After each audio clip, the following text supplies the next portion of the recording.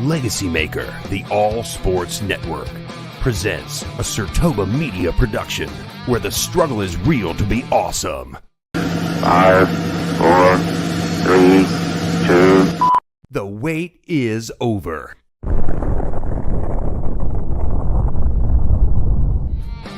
Are you giving it to Dale Earnhardt Jr. because he piggybacked off of his dad's name? The Because only he difference was didn't- because there was a junior at the end and not a Yes, Z. yes, and Okay. because the fact is, Drew. Point with, oh my God.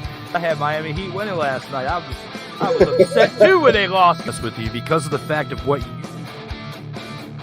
Get your popcorn ready. It's time for the in or out sports debate with your hosts, Kyle Nash of the three-point conversion. and Drew Willingham.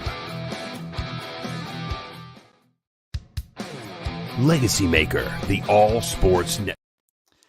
Hello, everyone. We are live with episode 76 of the In or Out Sports Debate.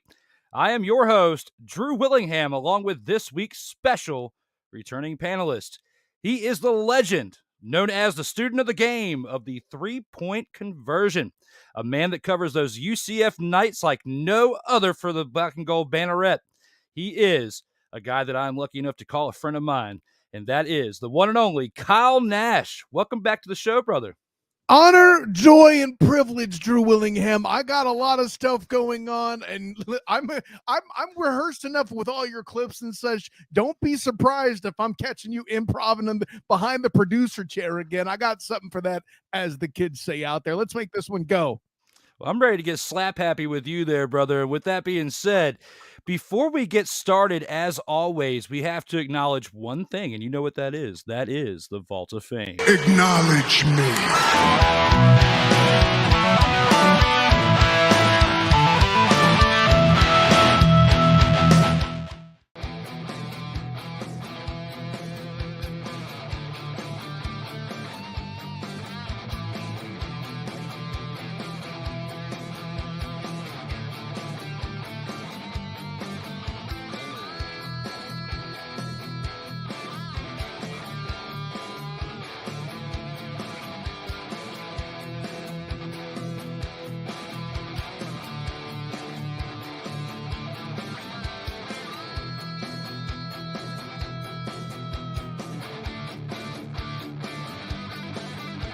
Man, you took me back. This is why this show was so important, and this is why I am personally validating and vouching for this show. If you are anybody in media, sports, professional wrestling, anything, you need to be on In or Out Sports Debate with my man Drew Willingham, because this has got to be one of the most fun things I've ever done in a long time.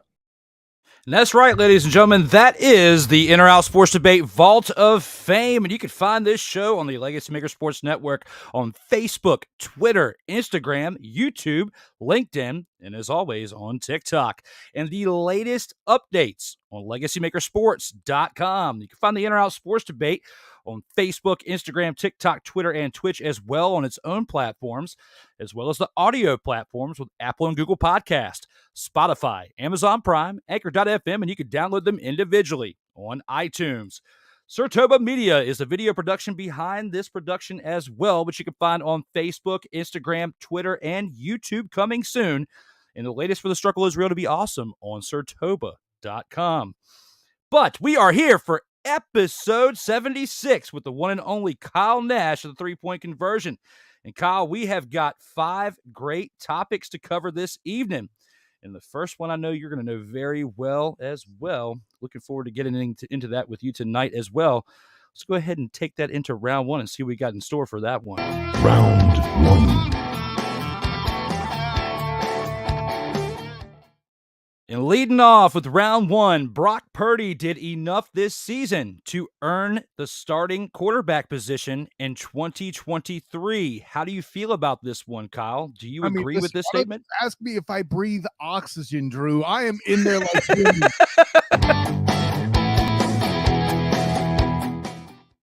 listen, whether it's a matter of Kyle Shanahan being a coach of the year candidate that somehow made the biggest mistake of his life thinking a tight end can block Hassan Reddick and change the course of recent playoff history, sorry, the wound is fresh. The punchline's this: I don't care who's at quarterback. It didn't matter anymore. It doesn't matter who you put at quarterback. But for right now, Brock Purdy is a pretty good idea to put in there. I put stock in Brock from the standpoint that no matter how irrelevant he may have been at one point surrounding the NFL draft, he's apparently come far enough. Because here's one thing Brock Purdy learned to do in his days in college. Yes, I watched him play twice here in Orlando in the Camping World Stadium here for 2 bowl games. The ability to play alongside of stars. Breece Hall, a guy that got hurt but was really good in New York with the Jets doing his thing. Sorry, East Rutherford, for those of you who are keeping track there. He knows how to play with good talent around him. Is he going to put the team on his back? No. But with that roster and basically any Kyle Shanahan offense you look at that is built in stars as Atlanta was at one point, you really think Matt Ryan got to be an MVP by himself? No, please. But in this case, you don't know what you have with Trey Lance. Jimmy Garoppolo, if he were to stay healthy, is out. At this point, the guy that had the longest streak is Brock Purdy. No, not winning streak, of staying in the damn game. And again, yes, he's hurt. Yes, he's going to be out for quite some time with a UCL tear. Yeah, that's ulnar. That's this part right here for those that don't know. Very medical stuff. Anyways, at the end of the day, he's done enough to at least be the incumbent. Now get your tinfoil hats. There's a very good chance, Drew Willingham, that the 49ers haven't acquired the person who's their actual starter yet in free agency. But that's a whole other question. For now, Brock Purdy is definitely the incumbent, and Trey Lance is an unknown quantity because he can't get far enough to really observe anything. And I know there are people out there, oh, well, the Niners can just trade him. Listen, Charlie Whitehurst, it was that same thing in San Diego and eventually got traded for a few packs of Skittles and a coupon for some fries because nobody ever did. How on earth is Trey Lance any different? This isn't me saying Trey Lance is bad. It's just, what do you have? Some idiot out there, love to my guy EJ Christian, by the way, thinks that the Niners can get a second-round pick for him? Put the pipe down before I call HR and get you tested. Wow, Kyle came in guns blazing. I can't even disagree with that. I'm in as well. Kyle brings a lot of great points to that, and I'm only going to piggyback off on that and bring some stats to kind of further prove why Kyle is right with that. In 9 games that Brock Purdy played this season, he started 5 of them. He was 114 completions out of 170 total passes for over 1,300 yards, only 26 yards away from being a 1,400-yard passing quarterback. Averaged 8.1 yards per throw, 13 touchdowns to 4 interceptions, which for a rookie is phenomenal. Only sacked 11 times in those 9 games, which is phenomenal as well. With a quarterback rating, and get this, a quarterback rating as a rookie of 107.3. How many quarterbacks do we know of let alone a rookie? How many quarterbacks can we honestly say had over 100 QBR for a rating this season who've been in the league probably anywhere from 3 to 5 years? So for a rookie to have 107 quarterback rating, I feel like he deserved it. We saw very little of Trey Lance in preseason and leading up into this season. We had Jimmy G last year and Jimmy G this year, who Jimmy G set the great foundation going forward into this playoff run that they had. And then Brock Purdy just came in, BCB. I won't say what BCB stands for, but for those of you who've been watching YouTube and been watching all sorts of different things, you know what BCB stands for. I do not have to elaborate on what BCB means, but you know what BCB means. And I even know I elaborated on that quite a bit in the past 90 seconds probably. You still know what BCB means. So for what Kyle Nash came up here and threw up into my show, I have to agree with him. Stats aligned. I have to give it to Brock Purdy. Trade Trey Lance to New York. Let Jimmy Garoppolo go somewhere else. It's definitely probably not going to be Las Vegas because There's a lot of talk in there the past couple of days that Aaron Rodgers could be potentially traded to Las Vegas. And even though this is the type of time where we hear all sorts of different types of rumors, Aaron Rodgers still has to accept the trade because he has a no trade clause unless he accepts it, and it has to be within teams that he sees fit. So that contract in Green Bay is structured very well. If the only person, there's only one person, Kyle, that I could see that could potentially disrupt Brock Purdy's situation in San Francisco, depending on how severe that injury that you had just mentioned, because if it is bad enough, he'll have to require Tommy John surgery, which he'll probably miss the beginning of the year. There's only one person and one person only, and that person is Thomas Edward Patrick Brady II. Because he's a hometown boy, and we can see it potentially happen. And I saw someone just put it in the comments, and I'll acknowledge him at the midway point of this show. But wouldn't it be wild if we see one Thomas Edward Patrick Brady II show up in your team, for your team, the San Francisco 49ers? What do you think about that, Kyle Nash? I would tolerate it. After all, he also acknowledges that Joseph Clifford Montana is the greatest quarterback of all time. By the way, if we're going to have that conversation, make sure you have another second ready. The tribal chief is coming for the new GOAT at quarterbacks, and his name is Patrick LaVon Mahomes II. And yeah, but Bishop Bullwinkle might have to say this about it. Hell to the no, to the no, no, no, no. Hell no, to the no. So far, so good. I think you got confused there about, I thought the question posed was about quarterbacks who could run for a first down with a sprained ankle. Brady II is a hell to the no, Mr. Bullwinkle. Well, considering how you were just going off when people talk about HR coming at him like this. Stay off the weed. What can I say except you're welcome? Great start to this show there, my man. We've got a lot of great topics to still cover. Let's go ahead and take it into round two and see what I got in store for you on that one. Round two. And here with round two, another team that Kyle knows very well. The UCF Knights men's basketball team has totally collapsed and will not make the March Madness tournament. How do you feel about this one, Kyle? Do you agree with the statement? Are you in or are you out on it? Ooh, this is a heartbreaking one, and for many reasons. I'll explain it. It starts with the graphic, but as far as them not making the tournament, I'm in. They won't. First of all, up there in your graphic, you have CJ Walker, who they've lost for the season in the front court. Ouch. A fan favorite who was one of few returners even on the damn roster. Listen, as much as UCF fans, or hater fans, as I like to call them, want to see Johnny Dawkins fired, for the price you pay him for his salary, you're not going to get anything better. And by the way, y'all on the same token better pray that he doesn't jump over to Georgetown just before jumping to what might be the toughest conference in college basketball in the form of the Big 12. But let's keep it in the present before we start hitting that damn panic button, okay? Here's the thing with what's going on. CJ Walker out. Michael Durr came in, a 7-footer in the middle, provided presence. They beat Memphis in double overtime. And due to injury, UCF hasn't seen Michael Durr since. And in that time, they have a 4-game skid.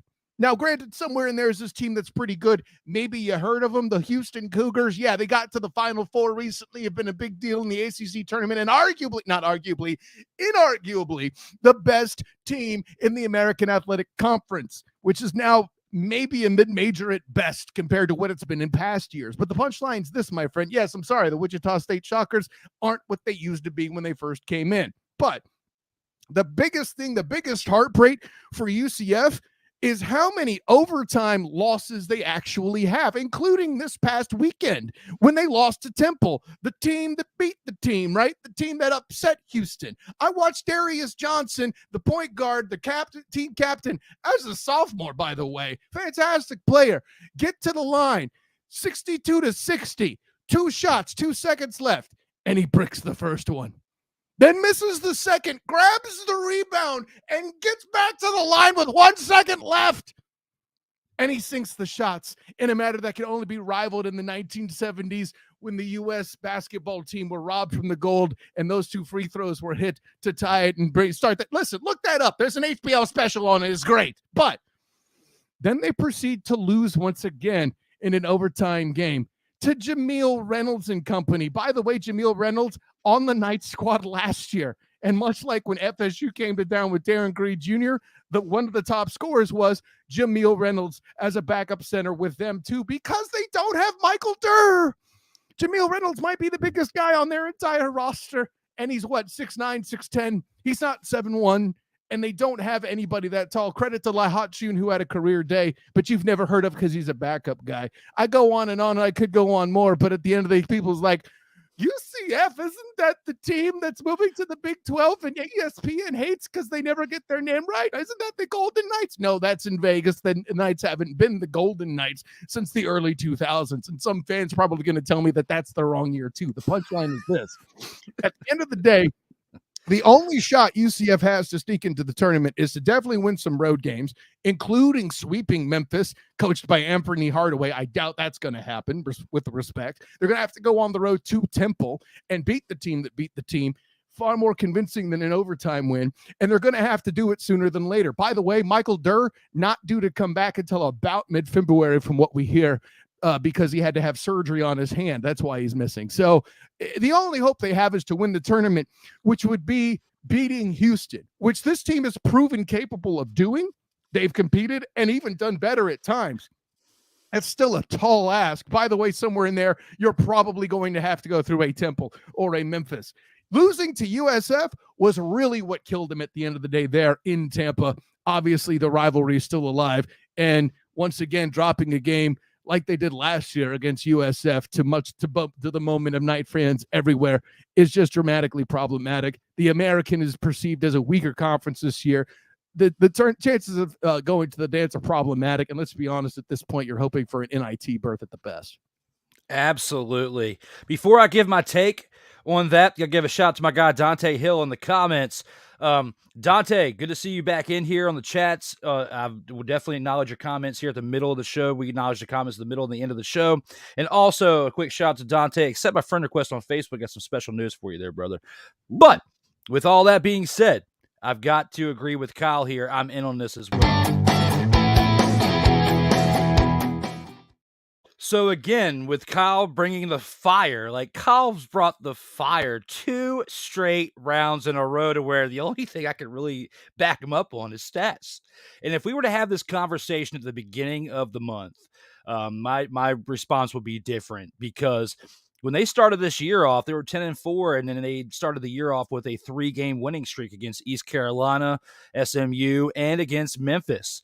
But since that 3-game winning streak to start the year, they've lost to Tulane, they've lost to South Florida, they've lost to Houston, they've lost to Temple, they've lost, and they're on pretty much a 4-game losing streak right now. So starting off 10-4, then going 13-4. If we would have had this conversation when they were 13-4, then I would probably say, Kyle, I would disagree with you if you were to say all of that then. But I got a feeling that if we would have had this conversation 2 to 2.5 weeks ago, Kyle would probably disagree with this statement and feel like they had a chance to get in. But with all that being said, when you look at these stats here, and the fact that even though in this graphic here that I did have up here, and I'll bring it up here again, one of their star players being down with an injury right now, that does make a huge difference. Kyle talking about the potential of him jumping ship to a different team. That does make a huge difference on the huge complexity of this team and where their trajectory of this team will go going forward.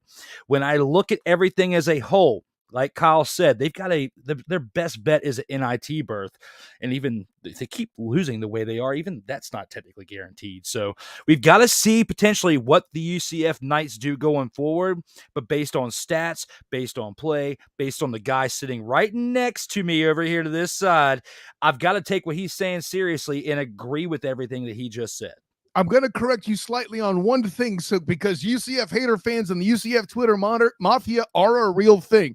CJ Walker isn't looking to jump ship. What's happened twice is 2 former UCF players have come on to the floor at Addition Financial Arena and had huge games. Darren Greed Jr., albeit in a loss where they hosted FSU coming into Orlando there, he had 17 points. Jameel Reynolds, the second highest scorer, had 16. And that's as a backup center. right? He did not start that day. He came off the bench. Granted, Temple had 50 points off the bench because they have starter caliber guys that they don't always start. They're just that darn versatile. Kelvin Sampson is just dynamite as a coach there at Houston. And I'll give the UCF fans this much. When I talked to him after the game, his precise quote was, as long as you'll have Johnny, you'll be all right. But hey, the fans still want him fired. What do they know, right? Hey, every fan feels like they have a voice, and even though freedom of speech is real in the United States, some of this speech has to be sifted out because you got to leave it up to the experts. And my expert to my side right here, Mr. One and Only, the student of the game, Kyle Nash, everything he takes, I take it into serious equation. There's some things we may differentiate on. I feel like we're going to get close to that here in just a few minutes. But with that being said, we've gone through 2 great rounds so far of this show with the one and only student in the game. Before we go any further, we do have some breaking news to cover.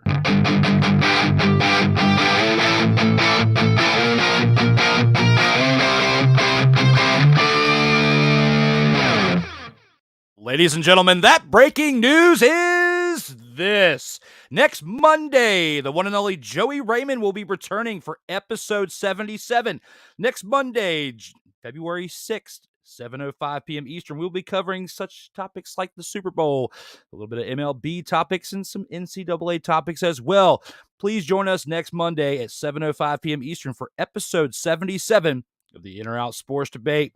And with that being said, Kyle, we've gone through 2 great topics so far. We've got another round ahead of us before we get to the midway point. Let's go ahead and see what we got in store for round 3. Round 3. And here with round 3, the Kansas City Chiefs are in danger of being blown out by the Philadelphia Eagles in Super Bowl LVII. How do you feel about this topic in particular, Kyle, considering everything that you just witnessed yesterday? Are you in or are you out on this one? You know, Drew Willingham, your ageist methods in attacking young quarterbacks is still alive and well on display here. But if the question as posed is there a threat that this will happen? Oddly enough, I am forced and compelled, though be it infinitesimal, the chance, I am in. Listen, folks, I'm not here to tell you that the Eagles are necessarily the Legion of Boom. They're just really good. And the fact that we're not having this conversation, nor are we having the conversation about the 49ers defense being that good as well, we're instead talking about officials and injuries, is just how unfortunate that whole situation went yesterday, all on the strength of Kyle Shanahan trying to block Hassan Reddick with a flipping tight end. Yes, Kyle is still bitter. Moving on. The punchline is this, though.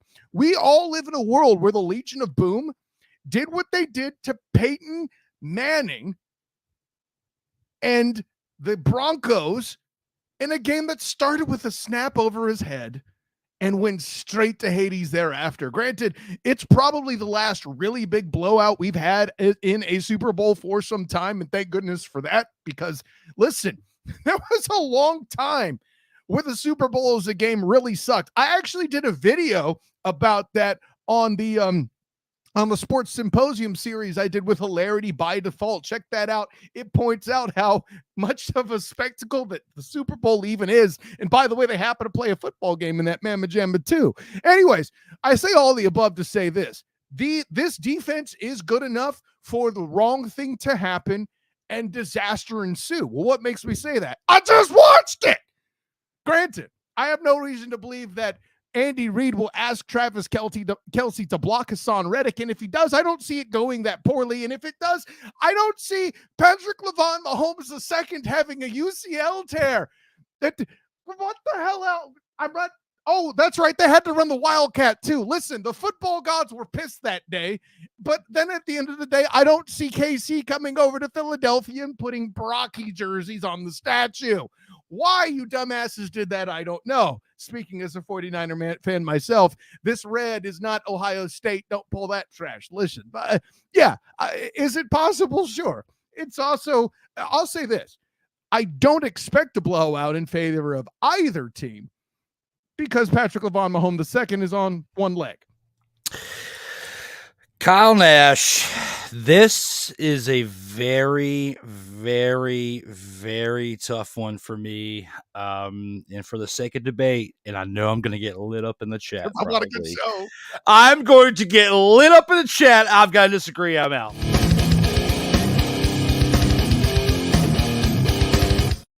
That does not mean I'm saying that the Chiefs are going to win, Kyle Nash, Dante, and for all of you out there that are Eagles fans, I have the Eagles winning this game, but I think it's going to be a little closer than what you think. The Eagles beat the Niners like red-headed stepchildren yesterday, Kyle Nash. I'm sorry to put it out there, but when you lose 31-7, regardless of if Brock Purdy went down at the very early part of the game with the injury, and yes, he did come back in and proved his toughness and his testicular fortitude to be able to keep going throughout the second half of the game. He could only throw a 5-yard pass, okay?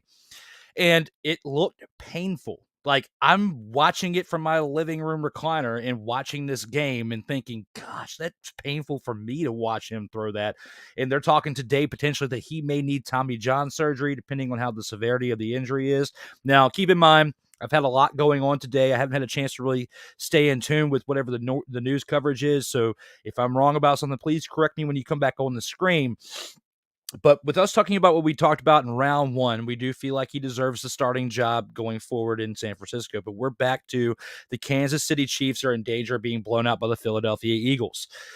This is going to be the biggest test for the Kansas City Chiefs this year. Patrick, LeVar, Mahomes III does have a huge test on a bad wheel that he proved yesterday he can still get the job done as a pocket passing quarterback. And even with everything being said about what I just said, he still ran for that play to determine the way that game ended. And for number 58, I forget who his name is, but to push him out of bounds he was already 2 steps out of bounds. But to push him, you just threw your entire season away. I picked the Bengals to win that game. The Kansas City Chiefs technically shouldn't even be in the Super Bowl, considering the way the game's going back and forth.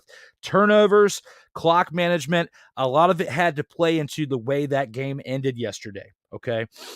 But Patrick Mahomes proved that he is one of the greatest quarterbacks of this current era. I wouldn't say of all time yet. It's a bit of a stretch because he's only been playing for 5 years.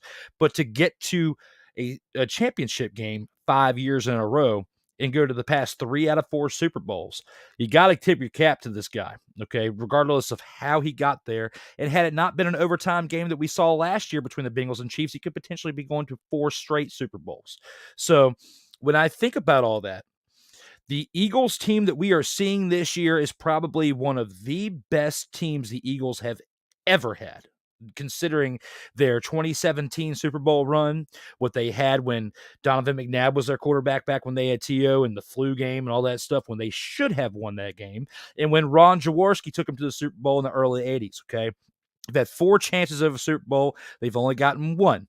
And this is their 4th one, and they're going to get a chance to acknowledge me this upcoming Sunday. Well, a week from this upcoming Sunday. We've got 13 days until we see this Super Bowl.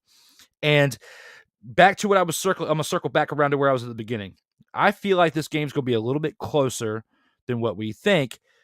And if so, then the whole NFL is rigged that we've been hearing all morning and like all last night and all that stuff may come into fruition. But even though the Eagles have a great team on both sides of the ball, this offensive team that Patrick Mahomes has, if he can get Juju Smith-Schuster back, who is still day-to-day, and we don't know the severity of that, they've taken a lot of injuries this year, but in their wideouts, a lot of injuries this year, but have still found a way to win the important games to get to this point. You can't count Pat Mahomes out, and if the Eagles win this game, I shouldn't say if, but when the Eagles win this game, I feel like it's going to be by 10 or less points. It's not going to be a blowout like we saw yesterday. It's going to be a closer game than what we think. You're talking about, I think you made the statement earlier, where the Chiefs have been tested. Where have the Eagles been tested? Can we get that question answered? Listen, I'm not here to tell you that the NFC East is a bit blown up, but it's a bit blown up. And granted, the NFC East as a division had an overachieving year across the board. Brian Daboll is a Coach of the Year candidate. He didn't win it, nor should he. I'm not saying he's a bad coach. I'm just saying, how hard is it to say give the ball to Saquon 57,000 times? Okay, that's at the end.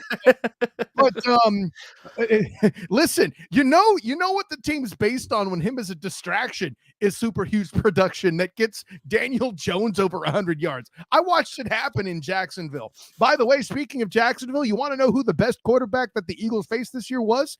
Trevor Lawrence. That's right. As he proceeded to turn the ball over 5 times in a game where the Eagles were in any goal that one could dig for. I don't mean to channel Kanye West songs right there, but that's kind of where my mind went. Oh, right. Digging gold, 49ers. That's my fault. Punchline is this. When it comes right down to it, the Eagles haven't really been all that challenged. That's right. The argument could be made that other than Trevor Lawrence, maybe the best quarterback. Well, you're going to give it to Dak? Brock Purdy might have been the best quarterback they faced at one point, and he got bleeding hurt. Okay, what have the Eagles done? You're going to give it to Kirk Cousins, right? The point differential being that awful because the Cowboys killed him. I mean, maybe Dak threw an interception that day, but you wouldn't have known it. And let me be clear, I'm not slamming the Eagles, guys. I picked them to win the NFC Championship game. What? Yeah, I sure did. But they got a lot of breaks that way over and above the injuries. The officials had their part too. I'm sorry. Smith did not catch that ball. And your boy, Jalen Hurts, who's a good quarterback, who I have been high on, and y'all gave up on this time last year. Don't lie, Eagle fans. Don't lie. You sold on him. I saw it. Find your Twitter accounts. It's got more cold takes. Well, trust me, I don't have that much cold beer in my house right now. I would be super drunk. And your boy got 121 yards in the air against the Niners defense, who is all tuckered out from having to try to bail out that offense literally all game. By the way, the best touchdown score was still by Christian McCaffrey. At me all you want. Prove me wrong. Punchline's this. Without that catch that didn't happen mathematically, your boy Jalen Hurts doesn't even have 100 yards passing. So please, can we stop with all that other silliness? The Eagles are good and they're balanced. But the biggest challenge they faced was a team down to their 4th string quarterback and wildcat offense. Seriously? I want to see what they do against Patrick Mahomes II. And I do think it'll be a close game. I'm not revealing who I'm picking because it's still 2 weeks out, folks. I got a flight to take this time next week. That's the only reason why I might miss episode 77. I'm just throwing it out there. I got an availability scheduled that night with the Kansas City Chiefs in question. With the 3-point conversion. Bing! But, I mean, that's what makes this game so interesting. And again, Eagle fans, I'm not slamming your team. I like them a lot. That's why I want to see him do something. It's like that one thing in Family Guy. Do something. You know, I want to be impressed. I'm begging, impress me. Well, the good news for Kyle Nash, considering he will be at the Super Bowl, well, this upcoming week, it'll be you will be traveling next week. But you know what? It's always syndicated. You can always go back and watch a show after it's syndicated. So my man, for always being a great fan of this show, I appreciate you. And look, there's certain things we're going back and forth that we're not agreeing or disagreeing on. But I feel like the overall spectrum of this, we agree the Eagles are going to win this game. It's just a matter about how much. And as the week goes on, as time goes on, and we see the overall health of everyone, we'll be able to more determine what our score of what we really think it's going to be. But right now, I just feel like the Chiefs are Super Bowl champions a lot sooner than what the Eagles are, and they've proved their worth, and they've been to 3 out of 4 Super Bowls within the past championships games as they've been 5 straight championship games too. So when I put all that in perspective, they are the stronger team throughout, and they deserve their flowers. With that being said, The Eagles are the better team this year, but I feel like with everything put into perspective, Patrick Mahomes has learned in this half decade of being a starting quarterback how to keep games close, as he's proved throughout this playoff run that he's had this year. You can't count this team out as far as keeping it close, but I'm not picking them to win right now. And by the way, I know you have it queued up. You know who threw a key interception that almost made it 5 straight Super Bowls for Patrick Mahomes II? Thomas Edward Patrick Brady II.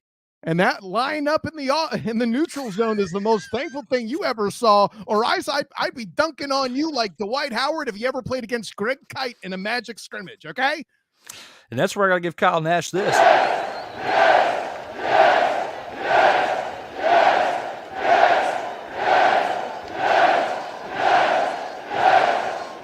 Shout out to Michigan State for that great clip right there. That is an excellent clip. Unadulterated. Awesome. But guys, we are at the midway point of the show. We are about to acknowledge your comments, but before we do that, we got to acknowledge another great show that we have on a weekly basis, and that is the Sports Sensates Unleashed with Brian Snow.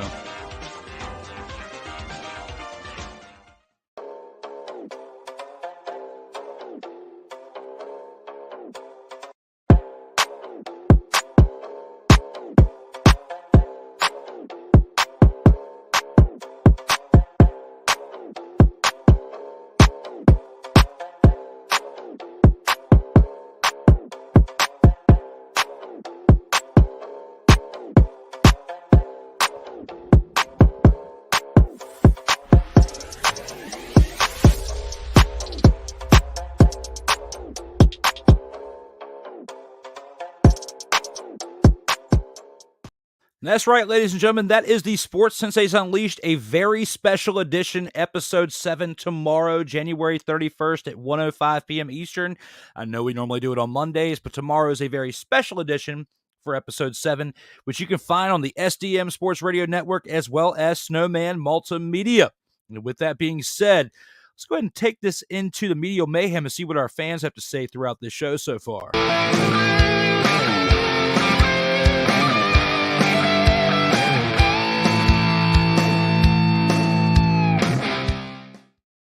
It's time for those comments from the fans, Kyle Nash. It is time to see what our fans have to say. So far, our boy Ike is back. Ike doesn't give a fuck. Thank you. Fuck. All right, welcome back, Ike. Thank you for coming on back there, brother. Melvin says, yo! So thank you for coming on back there, Melvin. Purdy was Purdy. Give him the job. And Kyle and I would definitely agree with that one, and we'll definitely give you this there, Ike.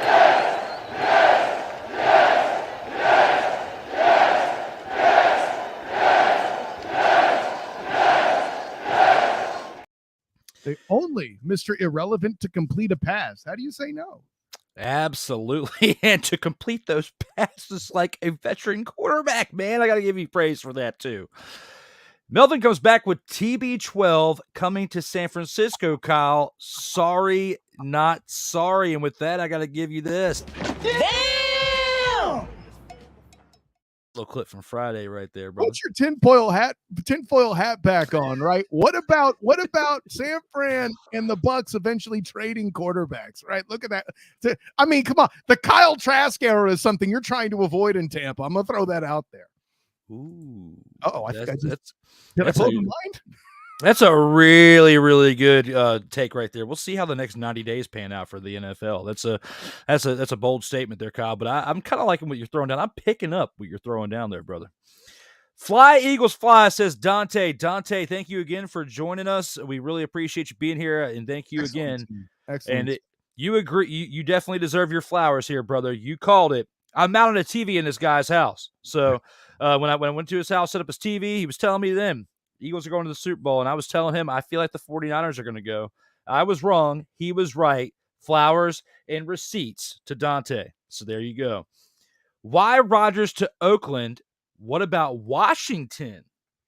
I don't know that Aaron would want to go to Washington. Like, I'll put it this way. I'm not here to tell you that Vegas isn't its own special dumpster fire. But then Washington might be what's worse. Like, I feel like Rodgers would stare down that front office like MJF did to CM Punk and say this. You may claim to be the best in the world, but I'm better than you. And you know it. Now, look, guys, look at this license plate behind me, okay? I am a lifelong fan of the Washington, formerly known as the REDSKINS. And if I were to take this little banner away from what Dante's saying right now, and you look at my arm right here, okay? I got a half sleeve with the formerly known as REDSKINS, which it is vintage because it was before all this chaos of the change of the name. However, details happen. Correct. Exactly.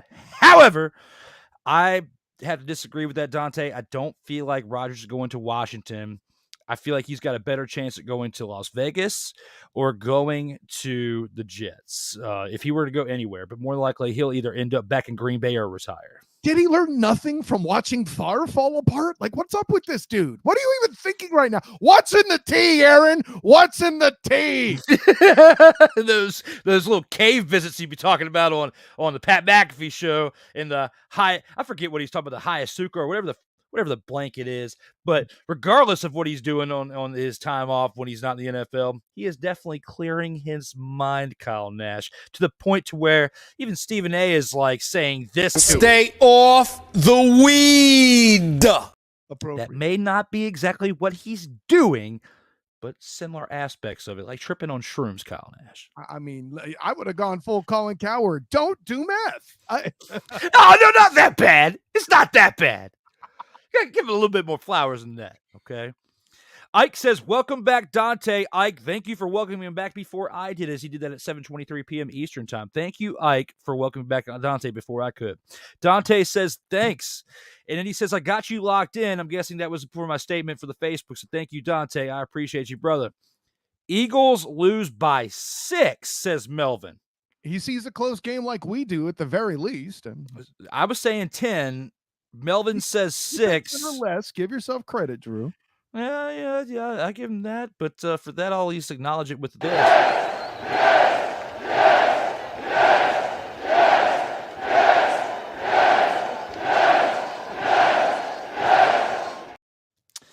Eagles lose by 6, though. I mean, we were saying a close game, saying that the Eagles were winning, though. And now that I picked no winner because I am purposely straddling the fence 2 weeks out. And listen, I have a special simulcast with the Student of the Game podcast and Huddle Up where I will be doing the same because it's 2 weeks away. I'm going to make the pick while I'm at the site. Why would I do it? I didn't travel, guys. Come on. Kyle, I feel like if the Eagles lose by 6, it's only a matter of this happening.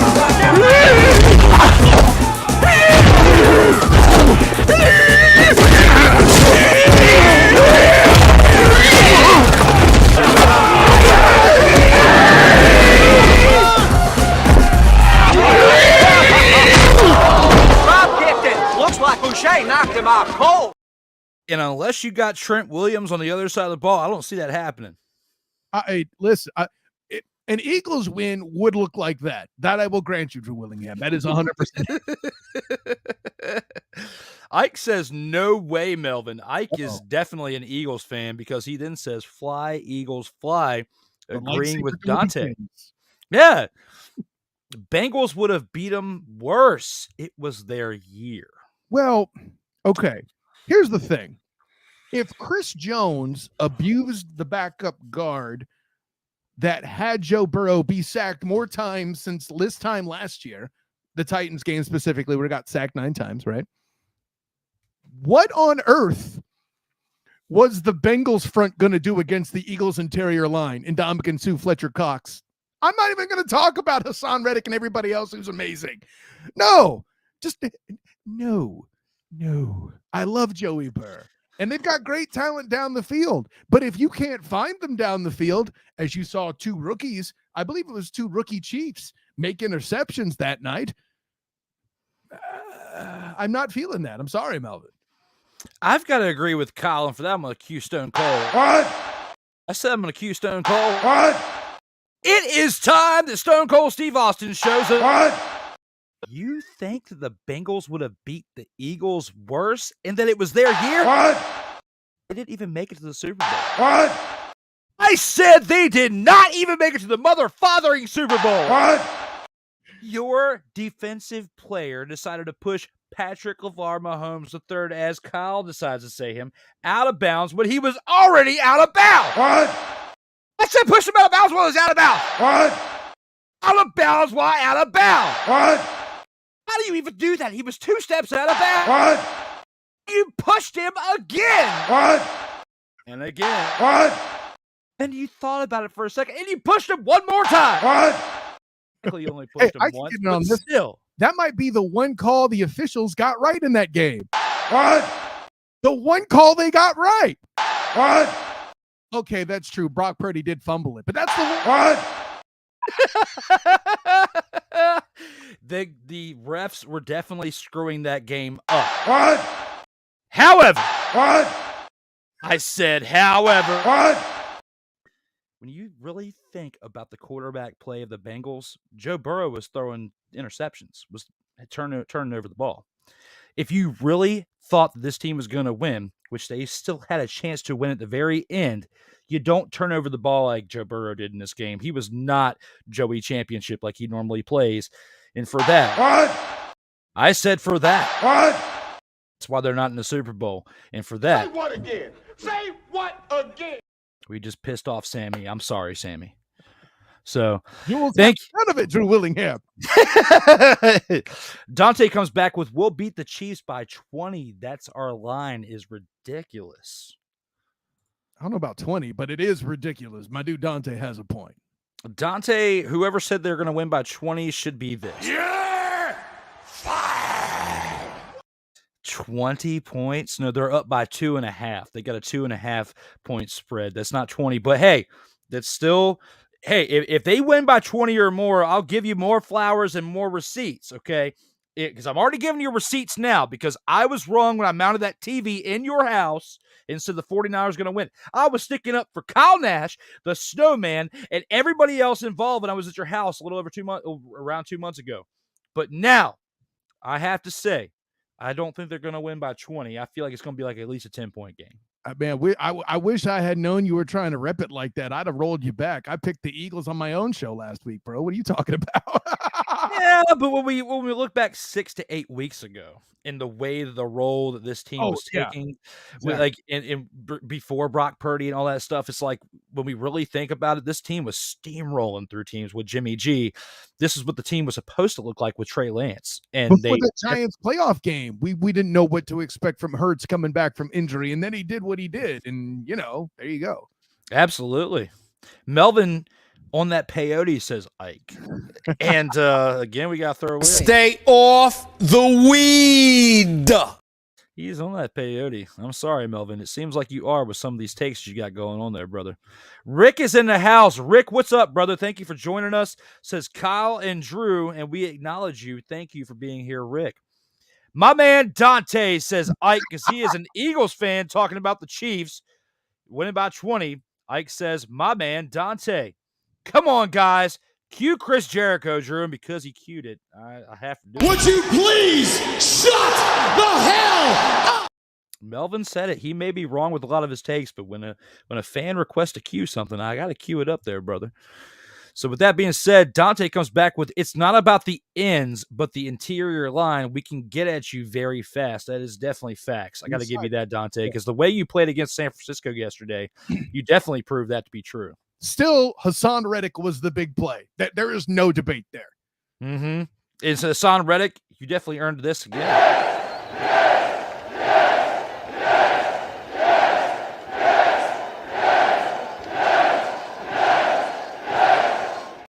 And to talk about one Brock Purdy says he has a UCL tear. Correct. The ulnar cruciate ligament. Mm-hmm. Ulnar cruciate ligament. There we go. Rick comes back in and says last-second field goal, talking about those Chiefs with 8 seconds left on the clock, kicking that crucial field goal that had Patrick Mahomes not been pushed out of bounds while he was already out of bounds, we wouldn't have seen that happen. We would have probably seen another overtime game for the AFC Championship. Well, maybe he's talking about how close the Super Bowl might be. If that's true, then Rick's onto something there. And Dante may have been watching episode 62 with Kyle Nash because he says Hurts was hurt. And I remember Kyle Nash, if I had enough time today to bring some clips from that show, he was throwing a little bit of innuendo saying, Hurts when he was talking about stuff, and he was doing the Dr. Evil, all that stuff in that episode. Well, listen, next time, if an Eagles fan's going to bring that in here, his response is starting to make me wince. She brought that up in 62 as well, and when he was known as Fitty with episode 50 as well. So, accurate. So there you go, Kyle. Fax Dante says Ike. Okay, whatever you're talking about, Fax Ike. Sure. Please elaborate as we acknowledge your comments again for the end of the show. Dante says the talent on this team and how long this team has played together can overcome the Eagles' hasn't played nobody argument. Yeah, he's right. No, that's absolutely accurate. I just want to see it. That's good football. Don't get this twisted, Eagle fans. I am not against you. I am angry about the fact that we were robbed of good football. There is no excuse other than the football gods' anger that we didn't get 2 games decided by a field goal or less. Do you feel like there's a chance that the Eagles have a post-game conference like this if they get upset? That's why we took the damn field. Now, if you want to crown them, then crown their ass. But they are who we thought they were, and we let them off the hook. They're going to look into that kind of a thing. They're going to treat themselves like underdogs, and I hope the coaching staff does that because people are anointing Patrick LaVon Mahomes II, Colin Cowherd, the biggest Thomas Edward Patrick Bieber Brady homer of all time, declared Patrick LaVon Mahomes II the GOAT today. He did, and then Dante comes back with, besides, if you look at our schedule, especially towards the end, I think it's easier to game plan for the Chiefs' offense. Game planning for the Chiefs' offense. That's adorable. It's more. You took the words out of my mouth, Kyle Nash. I was about to say adorable. Thank you. This is why you were here for episode 76, my man, Kyle Nash. No, seriously, what does he keeps calling them Oakland? And I know they're in Las Vegas, Dante. You keep taking a shot at the Raiders. But no, seriously, what does Oakland and Jets have that Washington have? I feel that's a better team than those. I'll let you go first, Kyle, with that one. Yeah, it's a front office issue, not to mention with it, and Rodgers is a big enough deal that he's going to consider factors like the teams for sale and the physics of what's going on there are completely, it's a dumpster fire. And there's a reason why they're the only NFC East team that didn't make the playoffs in a conference that is reeling currently and sent a losing team, quarterbacked by your guy, Drew Willingham, to the playoffs as a division winner. Kyle Nash, and also Dante Hill. I think when people look at this front office and look at the management structure, everyone on the outside looking in is doing this.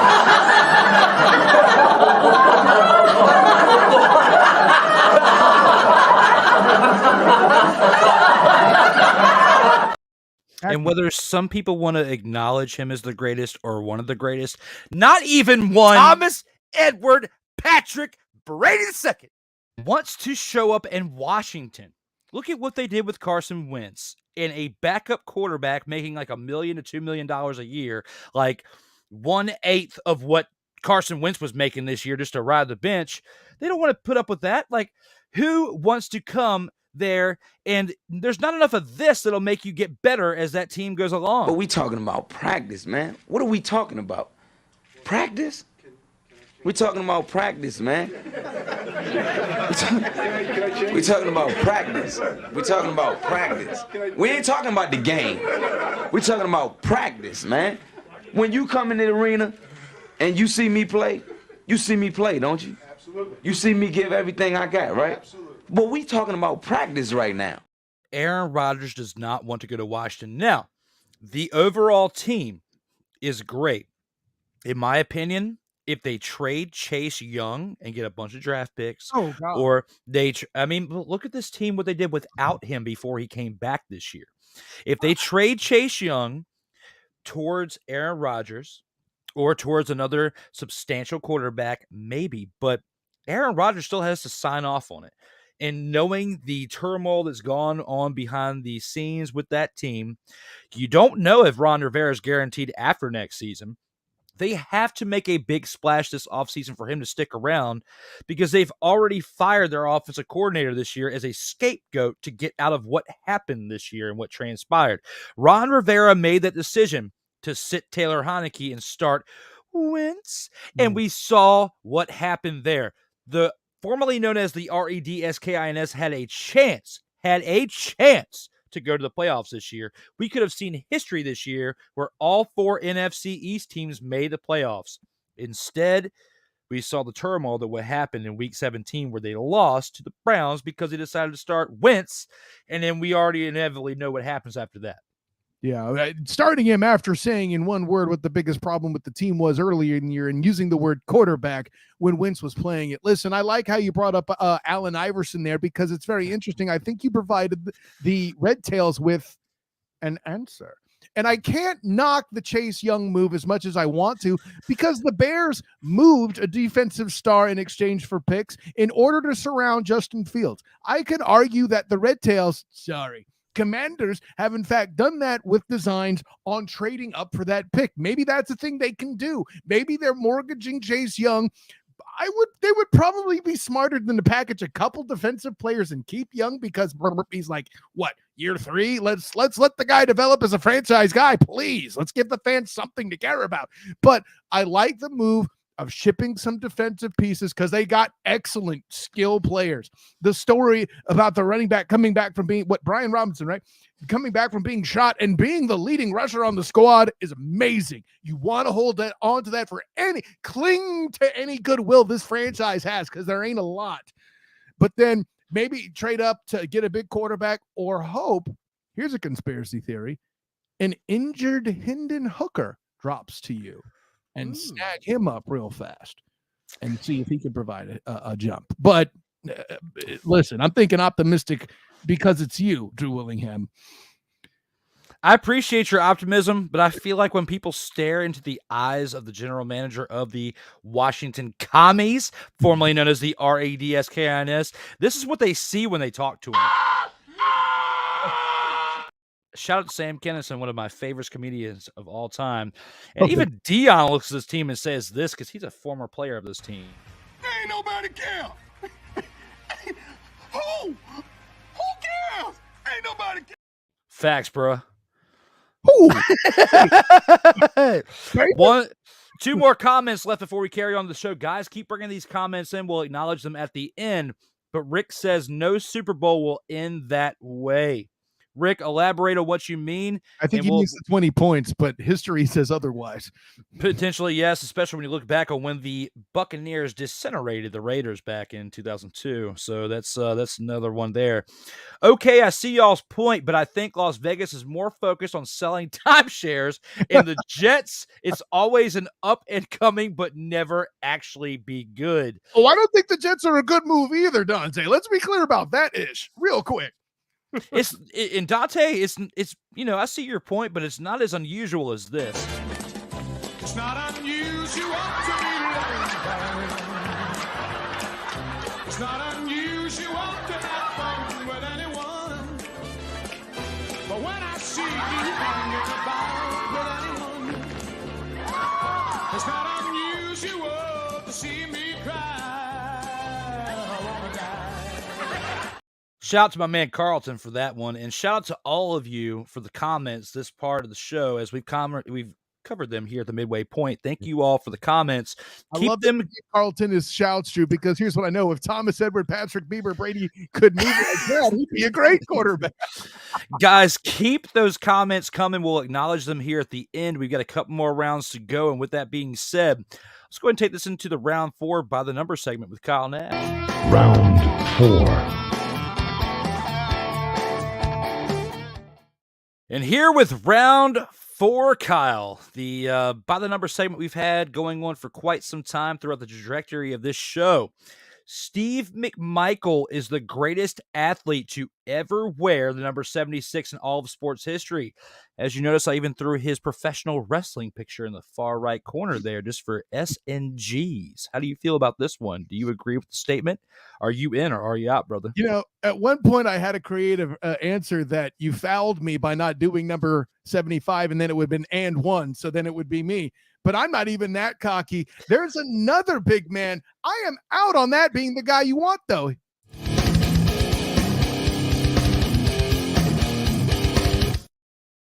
So listen, I know you cover NASCAR as well. Heck, it's one of the funnier parts of your intro, Drew Willingham. But at the end of the day, I can't believe you couldn't keep pace with the correct answer, Orlando Pace. That's right. Take my hometown and what needs to happen at the beginning of every NASCAR race that you enjoy, and you come up with the O-lineman that set the tempo for the greatest show on turf. But why is he so important? They had all those skill players. A Mike Martz system that was known for getting quarterbacks killed for all the time plays needed to develop going down the field. And listen, no disrespect to Isaac Bruce or Torrey Holt, who are both Hall of Famers in their own right, and heck, even Marshall Faulk catching passes like running backs didn't up to that point, calling the series of inductions in Canton football heaven, and rightly so, still quoted to this day from doing that. But none of that happens without Orlando Pace locking things down before Sandra Bullock ever dyed her hair in The Blind Side. And I don't know that she got the second highest. I don't know that he got the second highest paying piece on the roster as the quarterback and the left side, the blind side, but whatever. Orlando Pace was definitely a huge part of the success of several Hall of Fame careers and the greatest show on turf. And I could even make an argument that he helped make that offense so good and so relevant. He made a man famous for coming in as a backup to beat them in a Super Bowl. You know, Drew Willingham's favorite guy. He shouts in black and white and every day and every. But listen, I make all the jokes, but Orlando Pace is a resurgence in a series of awesome left tackles in this era of football where it wasn't run first, where the passing game became the bread and butter.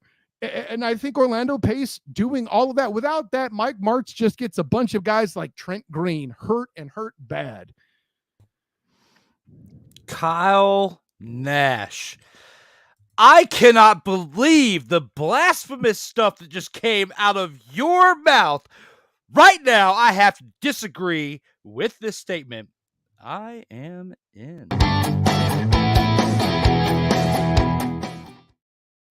Kyle Nash, Orlando Pace does have a Super Bowl championship with the St. Louis Rams, okay?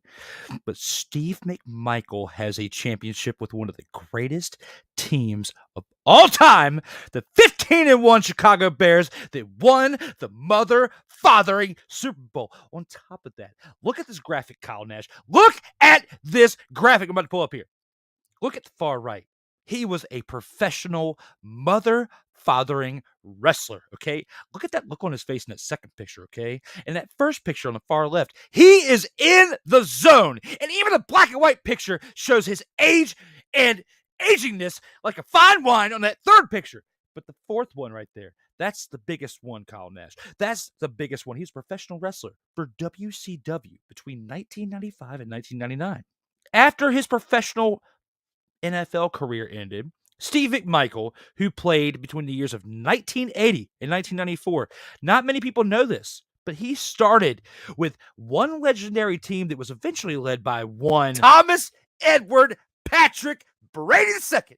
In 1980, Steve McMichael was starting with the New England Patriots, then goes to the Bears, then goes to the mother-fathering Bears. From 1981 to 1993, a historic career for 13 seasons before ending it with Brett Favre, who you brought up earlier, in the Green Bay Packers in 1994. Then goes on to be a coach from 2007 to 2013. He was an NCAA All-American in 1979. Comes into that with big hopes and dreams in 1980 with the New England Patriots. Won a Super Bowl years later with one of the greatest teams of all time, the Chicago Bears, the 1985 Bears. And then Kyle Nash, on top of Orlando Pace. You didn't even bring up Steve Hutchinson, Marion Motley, any of those other players that still deservingly deserve to be ahead of Orlando Pace. Marion Motley was a NFL champion in 1950, played for the Cleveland Browns from 1946 to 1953, pre-Jim Brown, but still then went to the Pittsburgh Steelers in 1955. Then you have Steve Hutchinson. We wouldn't even be talking about Matt Hasselbeck in the Super Bowl without Steve Hutchinson playing there from 2001 to 2005. Then went to the Vikings, which the Vikings would not have gone to that AFC championship with Brett Favre without Steve Hutchinson blocking for him at that guard position. Then played with the Titans in his last year in 2012. A 5-time first-team All-Pro from 03 to 05 and 07 to 09. Second-time first team in the years that he wasn't in 04 and 06. 7-time Pro Bowler consecutively from 03 to 09. But I'm giving too much love to Steve Hutchinson. Let's go back to Steve McMichael. NCAA All-American 1979. Super Bowl champion with the greatest team of all time, Chicago Bears. 2-time first-team All-Pro, 85 and 87. 2-time second-team All-Pro in 86 and 91. 91, still with the Bears. 2-time Pro Bowler in 86 and 87. And he is part of the top 100 greatest Bears of all time. The man had 838 tackles, 95 sacks, 2 interceptions. Orlando Pace, when you look at what he did as a tackle, had 169 games played, 165 games started, 7 fumble recoveries. When you look at Steve McMichael there, Kyle Nash, he had 838 tackles, 95 sacks, 2 interceptions. And when you look at the amount of games this guy played, he played in over 200 and some games. He played more games than Orlando Pace did. You got to tip your cap to Steve McMichael. And on top of that, Kyle Nash, he was part of the 4 horsemen in WCW with the one and only legendary Nature Boy, Ric Flair. I rest my case. When it comes to your disrespect for the offensive line, it makes me want to say, woo, you're out of your element. Let me back. You're going to start talking about stats when you're talking about offensive linemen? Sir, that is not how these things work. By the way, you're talking about the Titans in 2012. Listen, that offensive line found a way to get Kerry Collins 10 wins, if I have my year correct. That's an accomplishment in and of itself.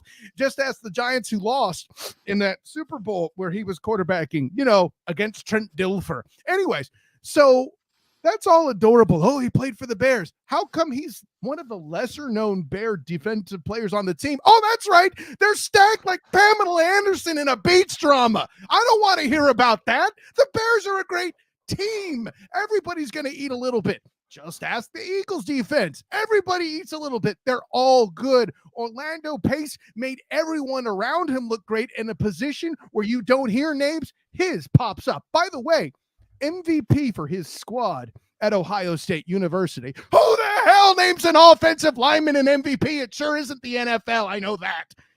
At any rate, these are all adorable things you tell me about a guy who was surrounded with more support than London Bridge, and it's never falling. Oh, wait. London Bridge is falling down. That's a song. Never mind. The punchline's this.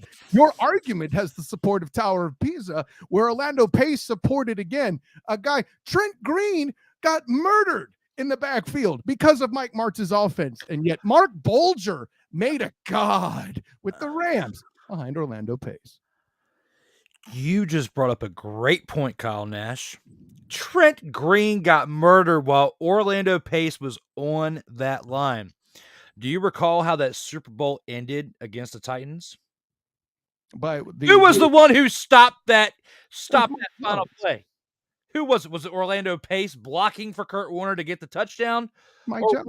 One of the greatest linebackers that we've ever seen who went to the Bills after that and in the Washington, formerly known as the REDSKNS. It was London Fletcher who saved that Super Bowl. Had it not been for London Fletcher making that tackle on Kevin Dyson, that's not London Fletcher. Yeah, it was. Mike Jones made the tackle. I thought it was London Fletcher. No, sir. But was it Orlando Pace?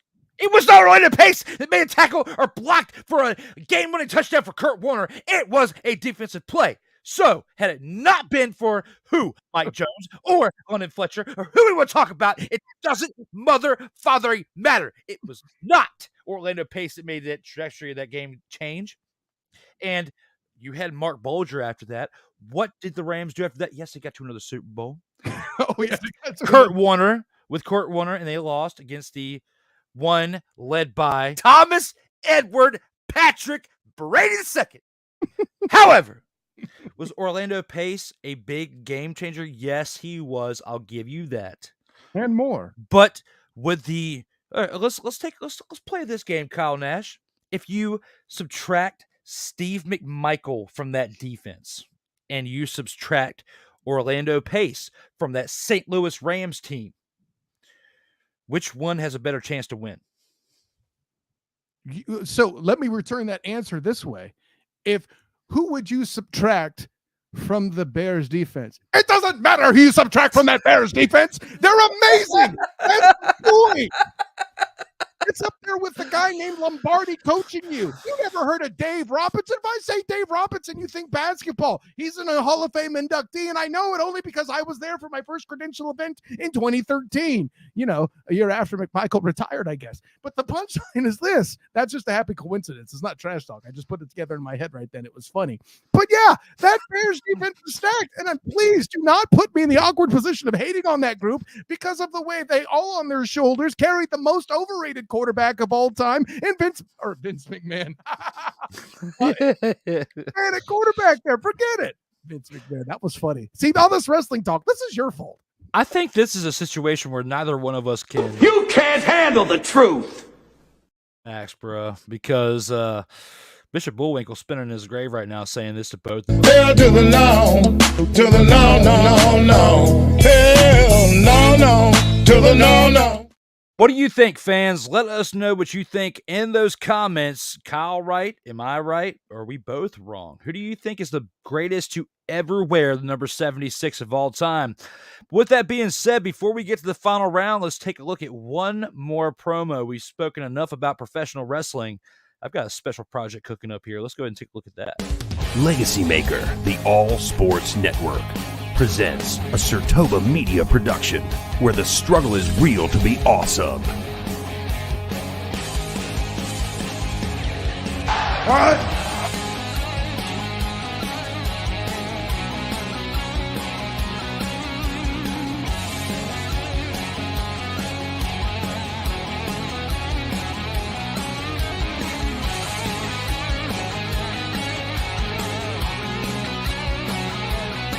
I'm better than you.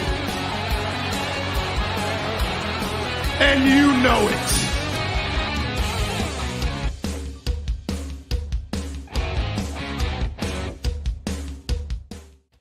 And for those of you wrestling fans, you can check that show out on Tuesdays. And for tomorrow, episode 2 with the Golden Boy Greg Anthony tomorrow at 4:05 p.m. Central Time, 5:05 p.m. Eastern Time. Episode 2 is live with another 49ers fan, just like Kyle Nash. And I got some breaking news to announce for that.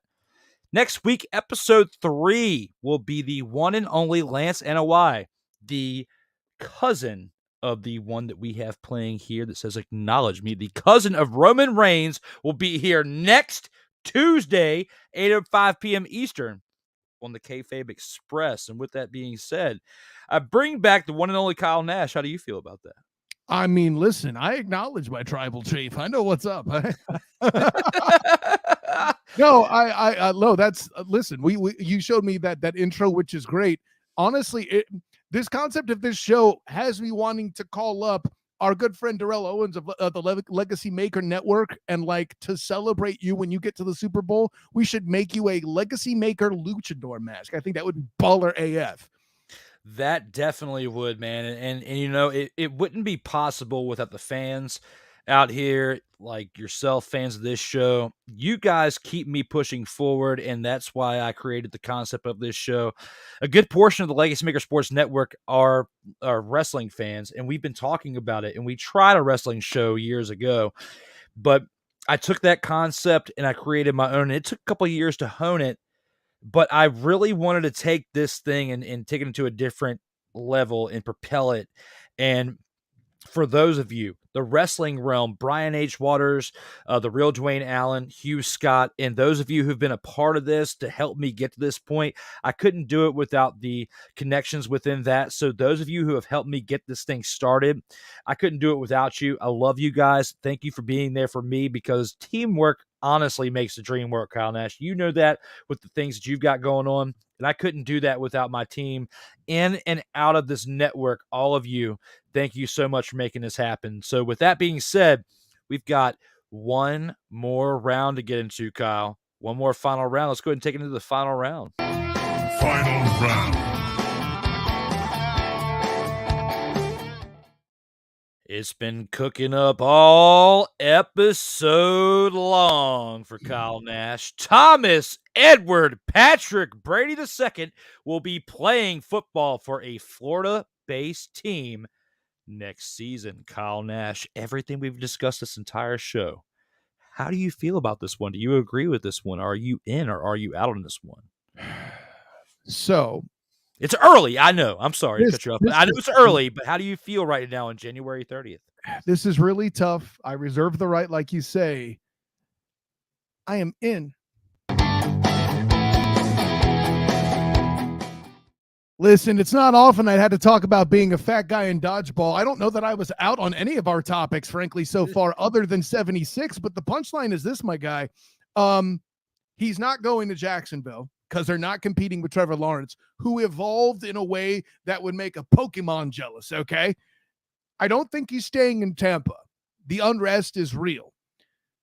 Personally, I would think he needs to retire. I get genuinely worried that they'll be ripping him up off the turf like they did with Brett Favre in a game against the Steelers with James Harrison and Troy Polamalu in that defense when he hit the wall playing for the Vikings in Favre's case, right? So I get worried about that, especially in Miami, where the offensive line, though now better than it's ever been, still hasn't gotten right since the whole Jonathan Martin, Richie Incognito scandal under Coach Philbin.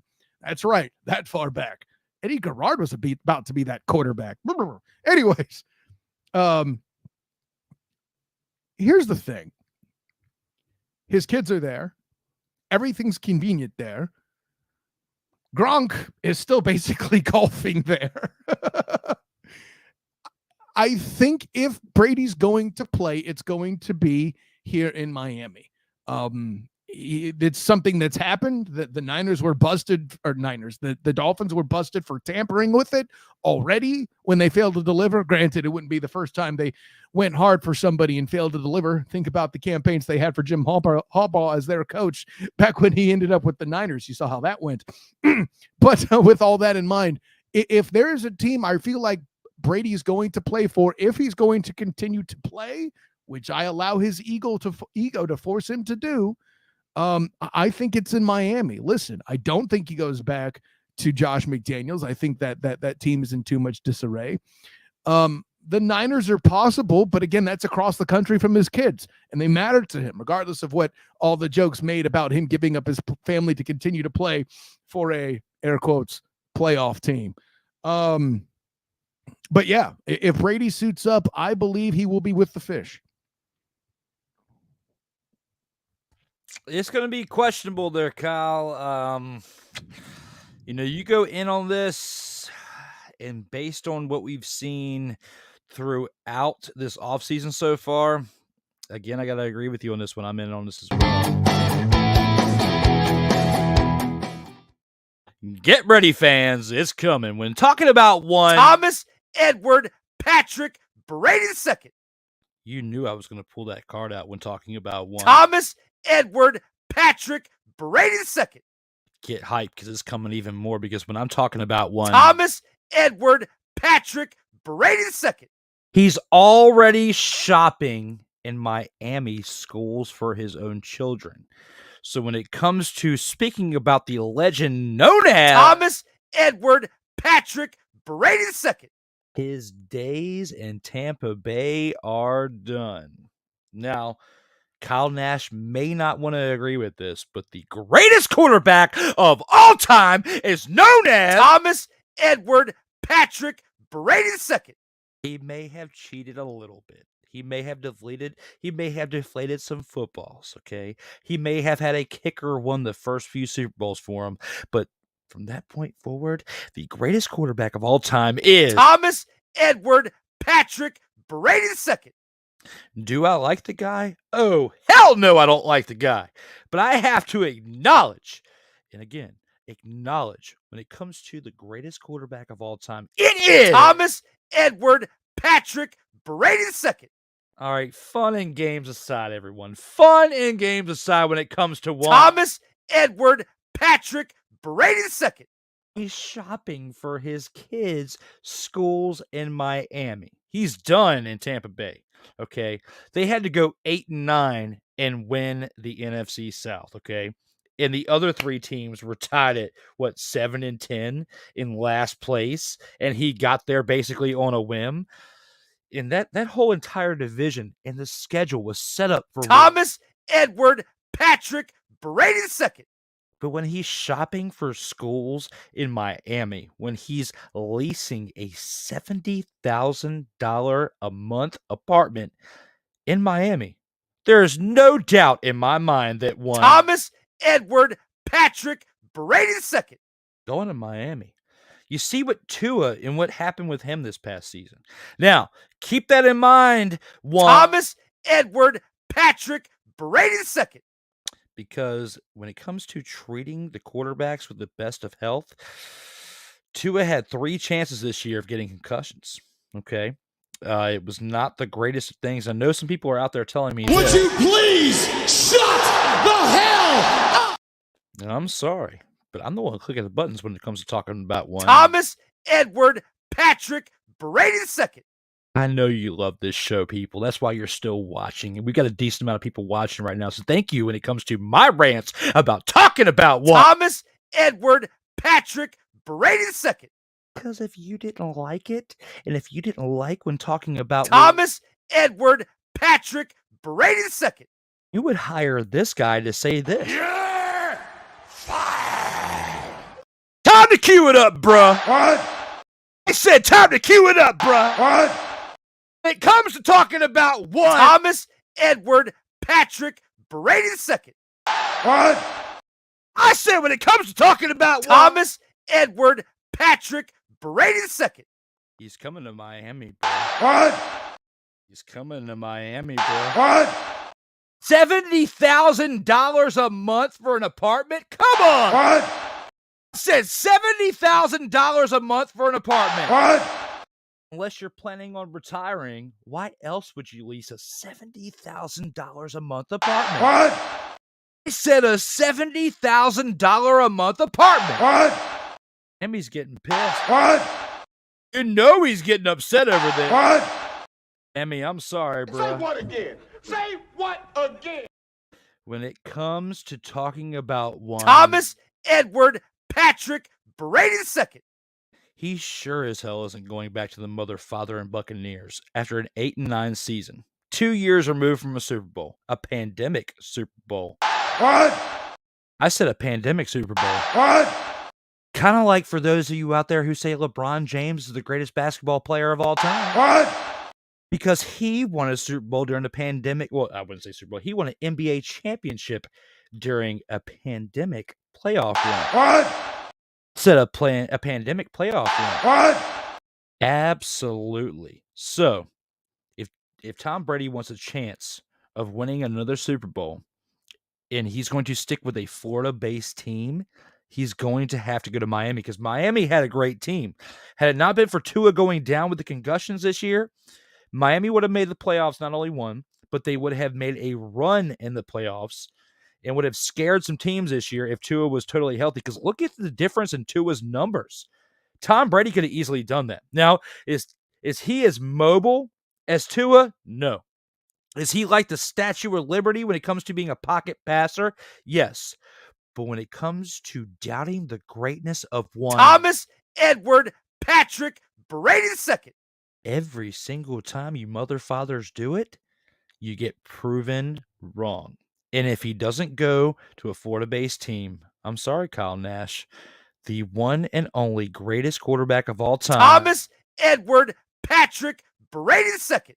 is coming to San Francisco, brother. I mean, listen, if that's what it takes for San Francisco, fine, I'll live with it. But all I'm saying is you better get ready for another lease for another lodging, and that's going to be the Patrick LaVon Mahomes. Okay. It's going to be interesting to see how that pans out there, Kyle.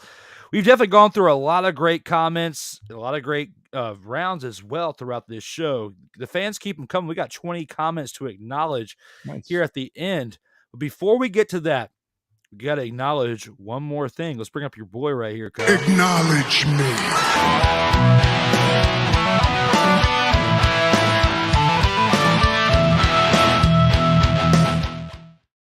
It's time. It is time to acknowledge that Kyle Nash is now a 3-time Vault of Fame inductee for the In or Out Sports Debate.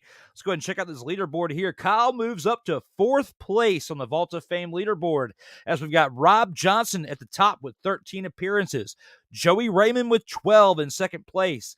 Tied for 3rd, Darrell Owens, James Brown, and Corey Mann with 4 appearances apiece. Kyle Nash ties with Brian H. Waters, the Wrestling Realm, Cody Stewart, Dwayne Allen, Michael Bish, P. Alexander, and the Snowman, Brian Snow, with 3 appearances apiece. And we've got 11 panelists tied in 5th place with 2 appearances apiece. Guys, up next on the In or Out Sports Debate, you can check out episode 77 next Monday, 7:05 p.m. Eastern, live here on the In or Out Sports Debates LegacyMaker Sports Network, as well as SIRTOBA Media. You can also check out the Kayfabe Express tomorrow, 4:05 p.m. Eastern Central Time, 5:05 p.m. Eastern Time, 1/31/23, which is January 31st for episode 2. Next week again, you've got episode 3. February 7th, 8:05 p.m. Eastern for Lance NOI's appearance here, the Kayfabe Express. You can check out all of that on LegacyMaker Sports Network's Facebook, Twitter, Instagram, YouTube, LinkedIn, and TikTok channels, as well as the LegacyMakerSports.com for the latest in sports action. The handles for the In or Out Sports Debate is on Facebook, Instagram, TikTok, Twitter, and Twitch, as well as the audio platforms on Apple and Google Podcast, Spotify, Amazon Prime, Anchor.fm, and you can download them individually on iTunes. You can check out SIRTOBA Media on Facebook, Instagram, and Twitter, and coming soon to YouTube, and the latest on SIRTOBA.com for The Struggle is Real. To be awesome. You can check out the Sports Sensays Unleashed normally on Mondays at 1:05 p.m. Eastern, but this upcoming week that we have this week, you can check it out at a very special episode 7 tomorrow at 1:05 p.m. Eastern on the SDM Sports Radio Network, as well as Snowman Multimedia and in syndication on the LegacyMaker Sports Network. And if you want to throw a little tippy to this guy right here, you can throw a little D Willie dollar, as what the one and only Darrell Owens like to say, on Cash App, cash.app/DWillie87. If in your heart desires, this show is very entertaining, you want to throw a little donation to the monthly donation fees that we have for this network. Kyle Nash is here again for episode 76. Kyle, we have a little bit left to go through, and before we get on out of here, let's go ahead and acknowledge what the fans have to say for the Mayhem culmination.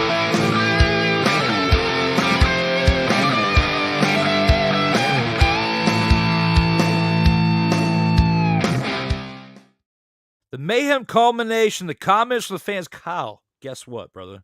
We got more comments at the end of the show than we had at the middle of the show. And I got to give a shout out to the fans, because if it wasn't for the fans, you guys keep this thing going. You are the reason why we have 76 episodes in this early life of this show. Thank you very much, because without you all, this show would not be continuing on as much as it currently has. So, wow, I got to find off where we started off at. Orlando Pace, thank you, Kyle, says, Ike doesn't give a fuck. And, dude, Ike, whether that's your last name or not, I love your last name. Thank you, whether that's your real last name or not. Ike doesn't give a fuck. Fuck. It's kind of like when you listen to a song by Disturbed. Fuck, fuck, fuck. That's what I feel like I'm listening to when I see your name. Ike, Don't Kick the Baby, as part of South Park. just don't kick them, because that is what I see when I see your picture, your name. It is awesome. Thank you for being here. I love you guys, and that's why I keep this as fun as I do.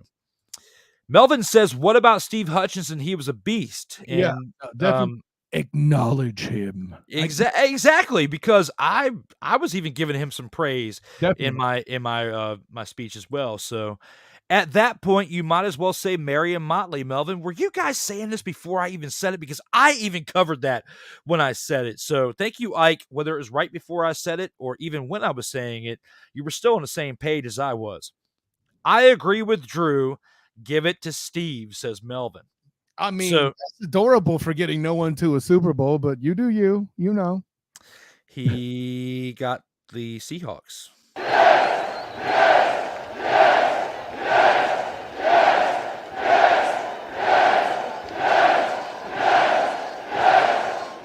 And along Kyle with Nash. Max Unger and Porkchop. I did forget about that he was there for a bit. Yeah, it's an He was. offensive lineman names for a name that for a position that doesn't get a lot of names mentioned there. What was it? Steven Alexander? Sean Alexander would not have Sean Alexander would not have had the rushing career that he had in Seattle had it not been for Steve Hutchinson. They would have not gotten to that one Super Bowl with Matt Hasselbeck had it not been for Steve Hutchinson. And that's why I had to give him the love that I gave to them during that number 76 segment. Totally deserved. By the way, side note, that line has a more epic beard than yours. I dare you to look up Max Unger's beard on Google after this, sir. You will be challenged. You are absolutely correct. However, even though it's put up right now, your boy has hair down to the middle of his back right now that I've got put up nicely. But I had to make a choice, Kyle Nash, and we'll say this right now during the comments. Beard or hair. And I'm growing this out to donate to Locks for Love for a friend of mine who passed away of cancer in 2020 of brain cancer. So because while my genetics and my mother gave me great head of hair, I'm growing this hair out so I can donate it for one of my good friends. But also, when you compare and contrast the two, when you got long hair and you've got a long beard, it's a lot to keep up with. So I keep it trimmed nice and neat because I got the long hair. But don't you worry, Kyle Nash. The beard is coming back, and you will regret what you just said. I'm just acknowledging epic beards. Listen, man, I get it. You don't want your locks of love to have split ends. That's a terrible thing. Hey, man, it's all in fun. I'm picking up what you're throwing down. Steve Mongo McMichael says, Rick, you spelled it a little bit incorrectly, but it is Mongo, part of the Four Horsemen. Drew, we'd both be in the Hall of Fame. I mean, come on. But we disagreed on that. What? Kyle, we absolutely disagreed on number 4, the round 4. What? I said we mother, father, and disagreed. I got to give it to Mongo. What? Sammy's getting pissed, Kyle. Say what again? Say what again? Because somebody's staring me in my eyes right now, looking at this mother, father, and podcast, and probably saying this. That's why we took the damn field. Now, if you want to crown them, then crown their ass. But they are who we thought they were, and we let them off the hook. They're also probably looking at Kyle Nash and saying this. You should know your role and shut your mouth. Sorry, bro, I had to. I'm trying to cover the Guardians in the XFL, and the owner of the league's telling me to shut my mouth. Conversion. Latina and Callie is back. Anyways. No, I feel you. Latina and Callie says, did I miss the show? No, Latina, if you were still in the comments, let me know if you're still here. You definitely did not miss it, and I think I commented on there. I did while Kyle was talking earlier. 85 Bears were the best until that 2000 Ravens. Hard to argue. It's a great topic. I have to acknowledge that too, Rick. I'll give you that.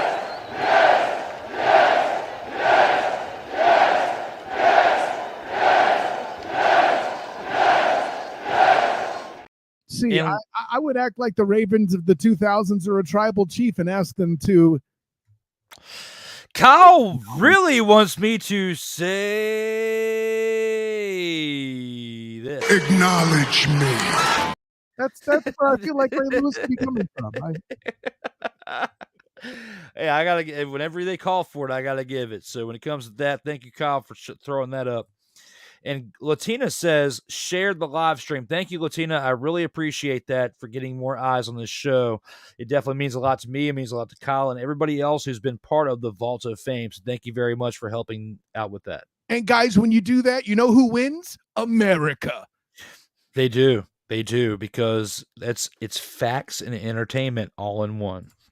I even said, thank you, Latina. I appreciate you like you saved me during COVID. And I got to give a shout out to Latina for that. Latina, when I had COVID last year, Latina told me about elderberry syrup. So if you ever get COVID, I hope you don't, Kyle, because that was the worst 6 days of my mother fathering life.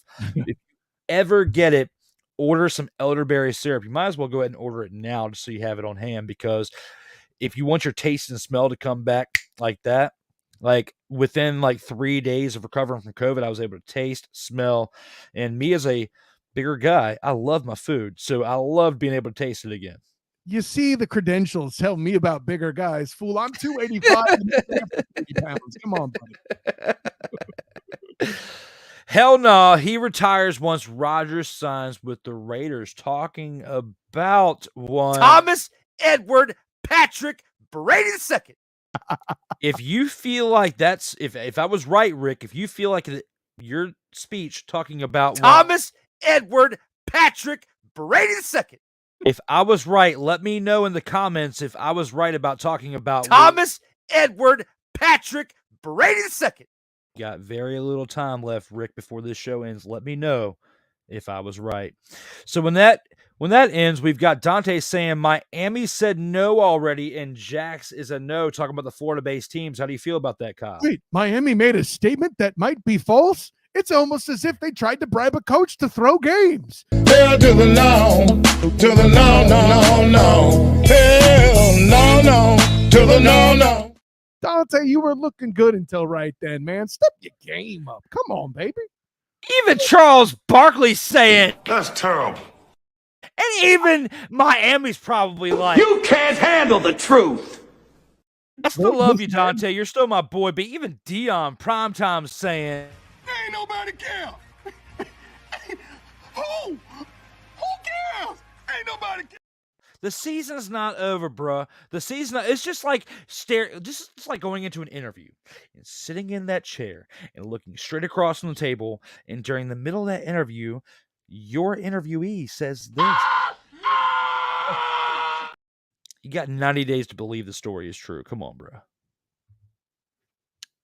You want me to answer to any of that? Listen, I already gave you the Stephen Ross defense. What more do you want, Drew Willingham? And when it comes to Stephen Ross, the general public is staring at him like Triple H stared at Shawn Michaels and saying this. You know, liar. Until about March or so, we really cannot take anything Miami says seriously. It's going to all play out, and we'll see how it goes. This is just, picks on a whim at this point. So with that being said, Ike says TB12 goes back to New England this year. And with that, Chris Jericho pops up and says, would you please shut the hell up? Even Bishop. I would have gone Bullwinkle, but that's a good one. I'll go with that. I was about to throw him up next. I was about to say even Bishop Bullwinkle is rolling over in his grave saying this. Hell to the no, to the no, no, no. Hell no, to the no. Pull out your VHS there, Ike. Pull it out, or your DVD, because even Chris Tucker and Ice Cube are saying this. Damn! And Sandra Brown is fed up with you, Ike. She's saying this. Ain't nobody got time for that. Because we don't. Give it time, Ike. Give it mother-fathering time. I mean, seeing that comment, it proves that Ike doesn't give a fuck. Because if he goes to England next year, I feel like Bill Belichick will have his first conference saying this, Ike. What's that? Playoffs? Don't talk about it. Playoffs? You kidding me? Playoffs? Unless the New England Patriots draft somebody who can get away with these moves to get you in there defensively, it's not happening, Ike!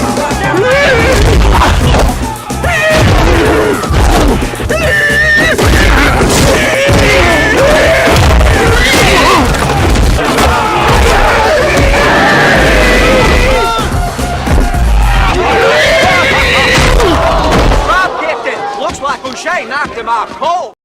And I love you, Ike. Thank you for being a continuous commenter, but come on, bruh. Was that Rob Ninkovich getting that interception in the video there? Whoever it is, whoever that quarterback is getting there. So, Ike, I love you, bruh. But when it comes to all that being said, please. Would you please shut the hell up? With all that being said, the next comment is TB12 to Miami, says Melvin. We definitely agree with that. We've been talking about that a little bit. And with that, I got to give you this there, Melvin.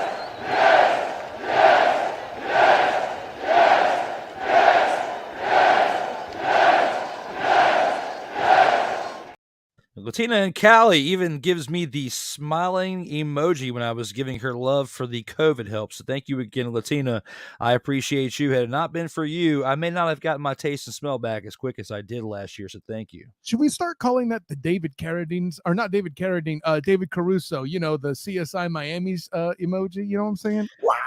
Oh, so you saying that, I feel like there's a little bit more of this that should come into play there, Kyle Nash, when it comes to Law and Order.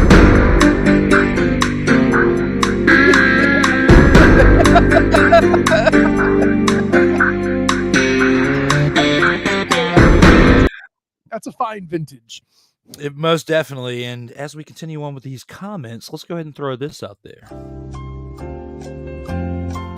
So these comments that we have here there, Kyle, let me turn it down just a little bit so that way you guys can hear us. These comments that we have left. I disagree with you, Dante, for the first time in this show.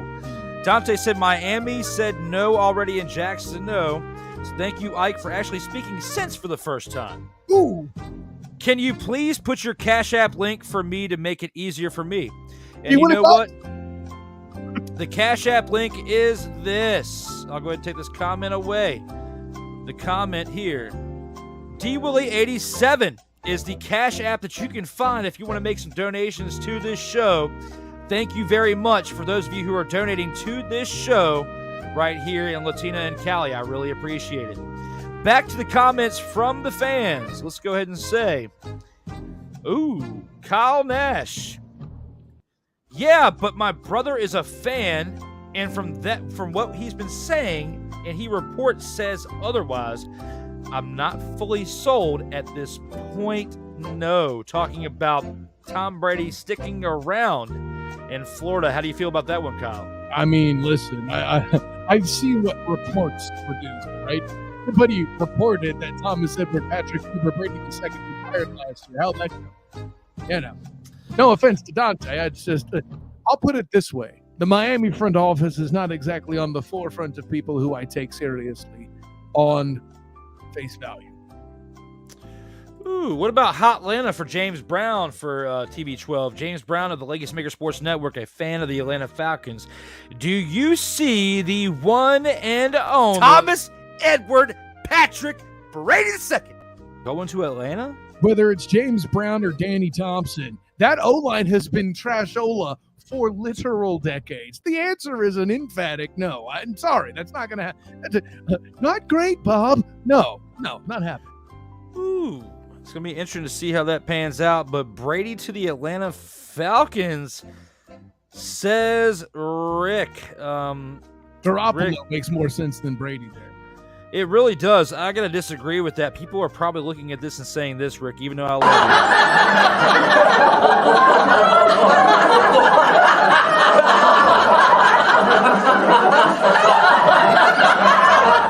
I'm sorry, was that the Mariota clip or the Brady clip? I get very confused. Either way, Bishop Bullwinkle's saying this, bro. Hell to the no, to the no, no, no, no. Hell no, to the no, no. Either way, though, Kyle, I feel like Brady's taking a page out of the Terminator's book in saying this, but not to the Falcons. I'll be back.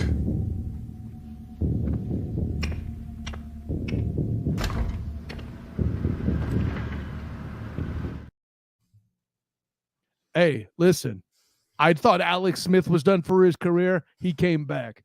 I pleaded with Mackenzie Milton to hang it up once he got hurt with UCF, and he was back playing a year for FSU. Nearly beat Notre Dame, by the way. So my track record for this is awful. I think Brady should retire too. All the more reason for me to believe he won't. I mean, dude, when you really look at what Tom Brady did this year statistically with the team that he led with an 8-9 record to the playoffs, he still didn't do horrible. I mean, he still threw for nearly 4,700 passing yards, 25 touchdowns, and 9 interceptions, which those numbers were nearly identical to his stats that last year he was in New England. His last year in New England, he threw for 4,633, or he threw for 4,000 passing yards, 24 touchdowns, and 8 interceptions. This year, he threw for nearly 700 more passing yards at the age of 45, 3 years older, 1 more touchdown and 1 more interception, but still had a 90.7 quarterback rating, which is still 2 points higher than what he did his last year in New England. So when you look at all of that, I feel like there's still a really good chance he comes back, and at 45 to do that, he deserves to make that choice to come back if he wants to come back. Because Tom Brady's still looking at these other teams around, even at the Atlanta Falcons, if he decides to go there, and saying this. You may claim to be the best in the world, but I'm better than you. And you know it. Come on, bruh. The more I look at that clip, I feel like it's Tom Brady talking to Aaron Rodgers. Do you see that? I can't argue with that one. I personally think Miami is going to give Tua another year or trade for Trey Lance or draft a more mobile quarterback. Yeah, I can't rule that out. Listen, and this is part of why Jalen Hurts was amazing when I thought when he came in my opinion. Like, I know he wasn't the talk of the town. But I didn't think he would do what he's done, but I did think he would have success at some point in the NFL, right? Mobility is a thing.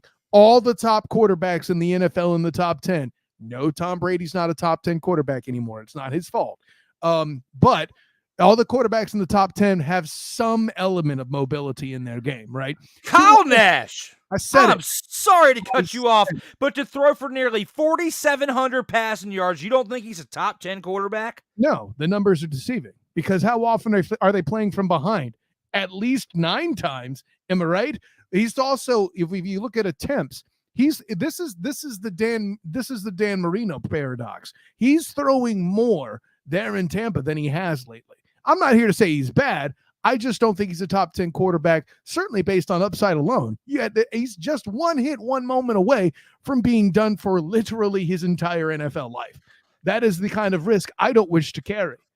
Kyle, at 45 years old, and you're throwing for that many passing yards, that many touchdowns, to the ratio of interceptions, and you don't want to say he's a top 10 quarterback. Listen, you want to put up a lot of numbers, that's fine. Where'd you finish, Chief? Still first in the NFC South. That's where he finished. With what kind of a record? It doesn't matter. No. If you're going to do that, Drew, it doesn't matter what your record is. Kyle Nash, I'm so disappointed in you right now. We will carry on with this to the fourth appearance you have on this show. Ooh. With that being said, my man Jonah Hill has arrived. Michael Williams, thank you for joining me here from Facebook. Yo. Jonah Hill has arrived. Thank you, Jonah. He does look like Jonah if you knew him in person there, Kyle Nash. Latina says, Drew Willingham, your show is so fun. Thank you, Latina. That makes I love that. I appreciate that so much. And for that, I will give you that.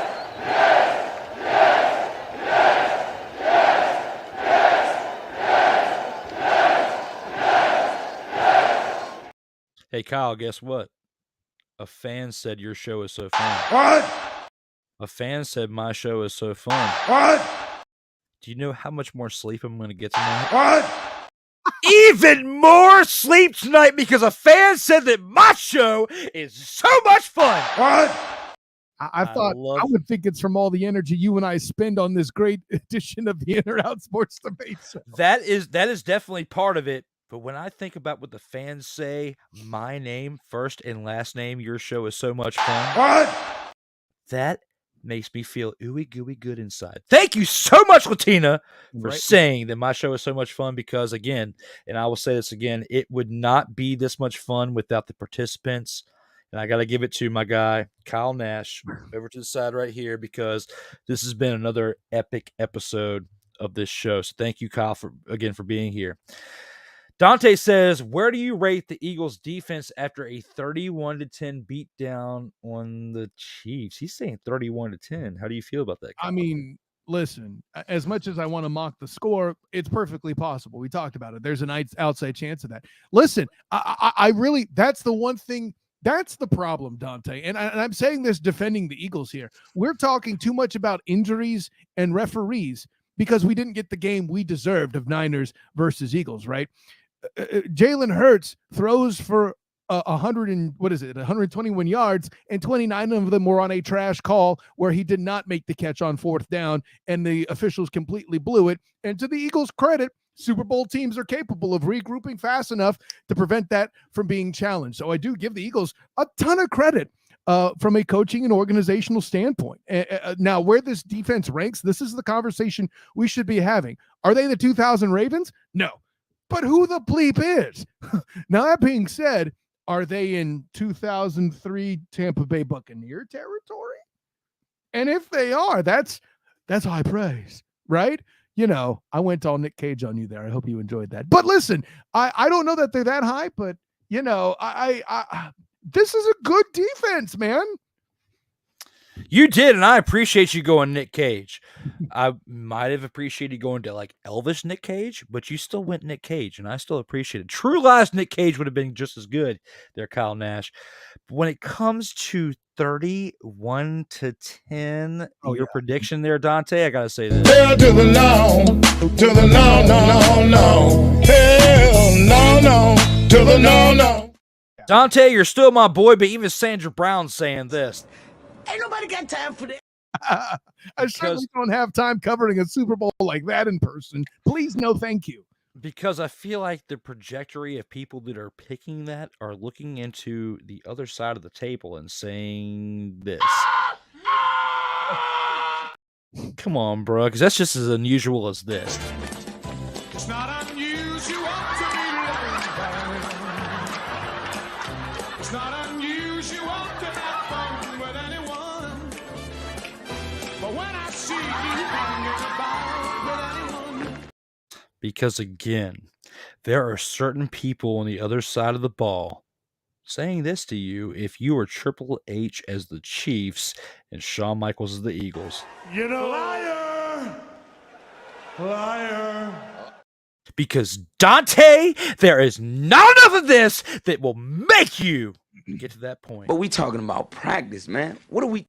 Absolutely, bro. I'm sorry. I'm just so sorry. But that's 31-10 is a stretch. My man, Brian H. Waters is here. Hey. What up? And shout out to Brian H. Waters, because had it not been for Brian H. Waters, the cousin of Roman Reigns, Lance NOI would not be here next week for episode 3 of Kayfabe Express. So thank you, Brian Waters, for helping out with that.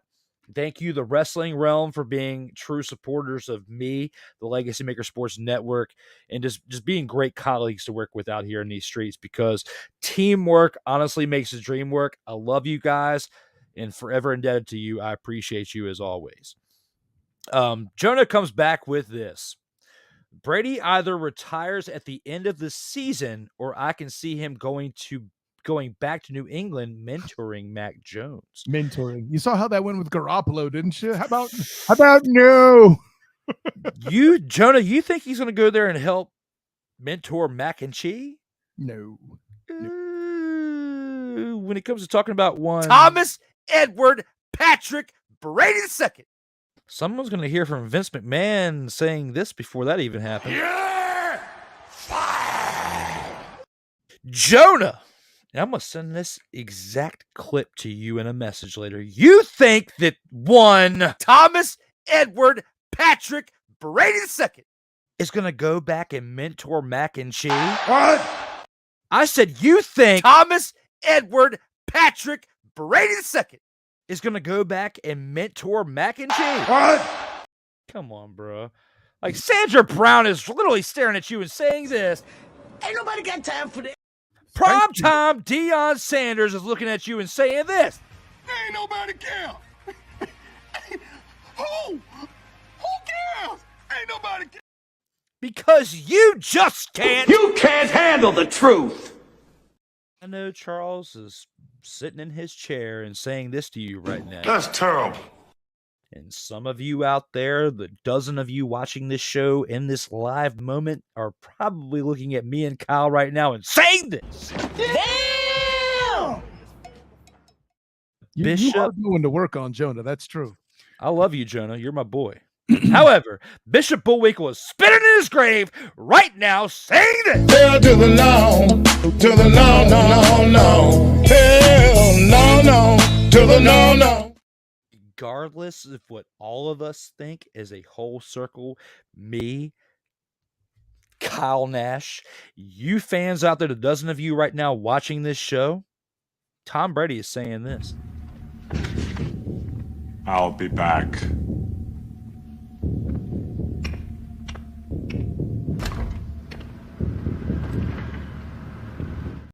Because even Brian H. is saying this.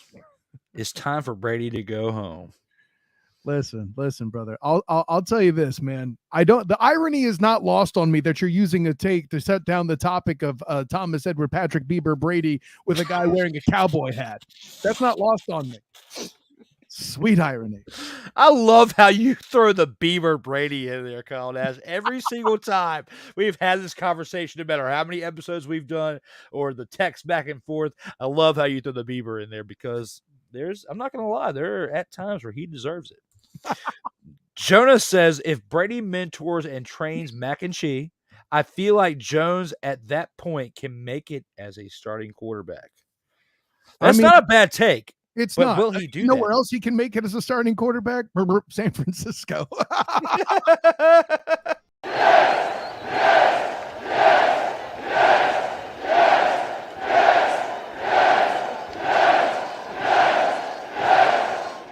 Kyle's right. And but Brady's not going to stick around to be a mentor. If he were to be a mentor, he'd be better off as a head coach or an offensive coordinator. But then he has that 10-year contract with Fox Sports once he retires.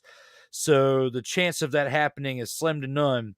When you are one of, if not, depending on who you talk to, the greatest quarterback of all time, do you think Tom Brady's going to take a backup role to somebody else? No, he's not. And Tom Brady in this moment is better than Mac Jones. So Tom Brady would have to come as the number one quarterback, would have to work twice as hard as he has in the past 3 seasons with the Buccaneers, and he's not going to want to do that in the Bill Belichick system because, as we've seen, Bill Belichick's teams have struggled without Tom Brady since he's left. Tom Brady was the one that carried that team. It wasn't Bill Belichick, and he's been getting exposed every single year and has, in my opinion, one more year to prove it. And if old Billy doesn't get it straight in the next season, he's out of there. Wow. That's you better hope that topic doesn't come up on Legacy on Fire, or I might have to put more work on you like I did with that whole home run race situation, sir. Well, if you get a call to be on Legacy on Fire, you better request that I'm there with you because I'm going to look forward to hearing you say that and I look forward to combating you with that in that episode, Kyle Nash, as I am right now. Lightsaber duel is on, my friend. My man, my brother. Where's the if he does clip for Ivan Drago? Oh, no, he says, Latina says, where's the if he dies clip for Ivan Drago and Rocky? You know what, Latina? I'm going to find that clip, and I'm going to make sure that's here for next week for episode 77 because you said that. I mean, listen, it would be a great drop for what happens to a tight end that tries to block Hassan Reddick. Facts. Jonah comes back with, we will talk later. Ooh. I guess Jonah is saying, ain't nobody got time for that.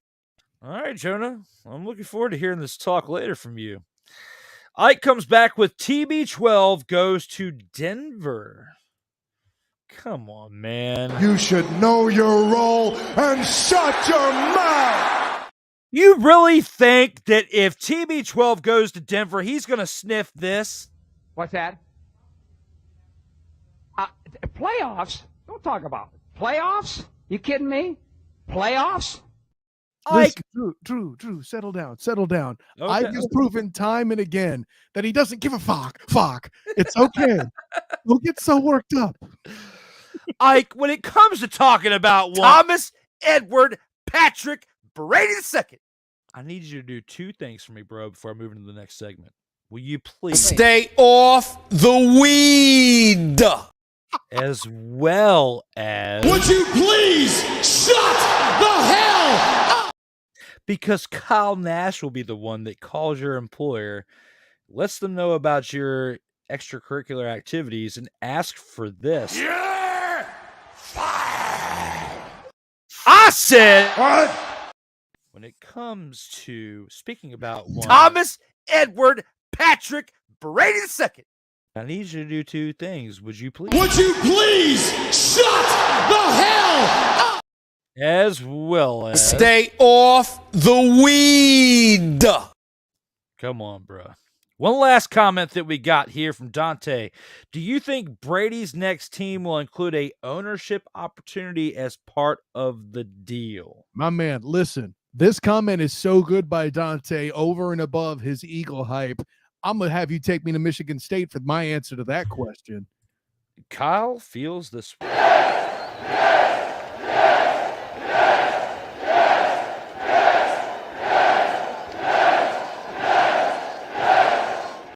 Before I answer that, another shout out to Dante. Dante's been here with us throughout the entirety of this episode, Kyle. So for that, when it comes to talking about one... Thomas Edward Patrick Brady II. Gosh, I loved my man Dante and say this as well.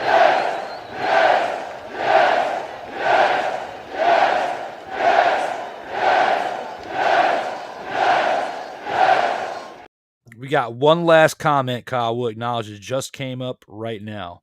Out of all the teams in the NFL, we'll never see Brady in a Broncos jersey. How do you feel about that, Kyle? Oh, absolutely. Yeah, absolutely correct. And it's the same reason that Belichick will never coach Brady. Pettiness. He's not going to go to the same team Peyton Manning played for. No way in hell.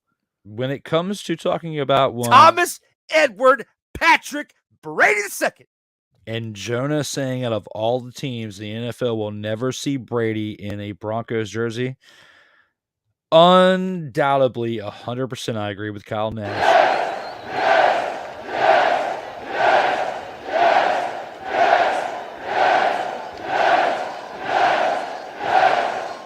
Fans, you have made this episode as great as it has been.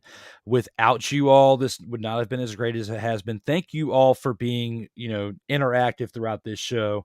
Yes. As I like to bring your comments to life, Kyle and I both, and I don't really usually speak on behalf of other people, but I can at least tell by the glare in his eyes when we were acknowledging these comments that you made this just as fun as we made it going through those topics. So thank you all for being part of this. It was definitely special.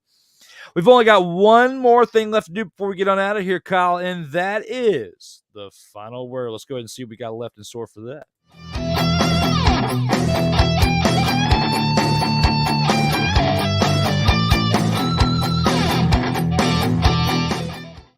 One of the longest reigning episodes I think I've ever produced when it comes to this show in particular there, Kyle.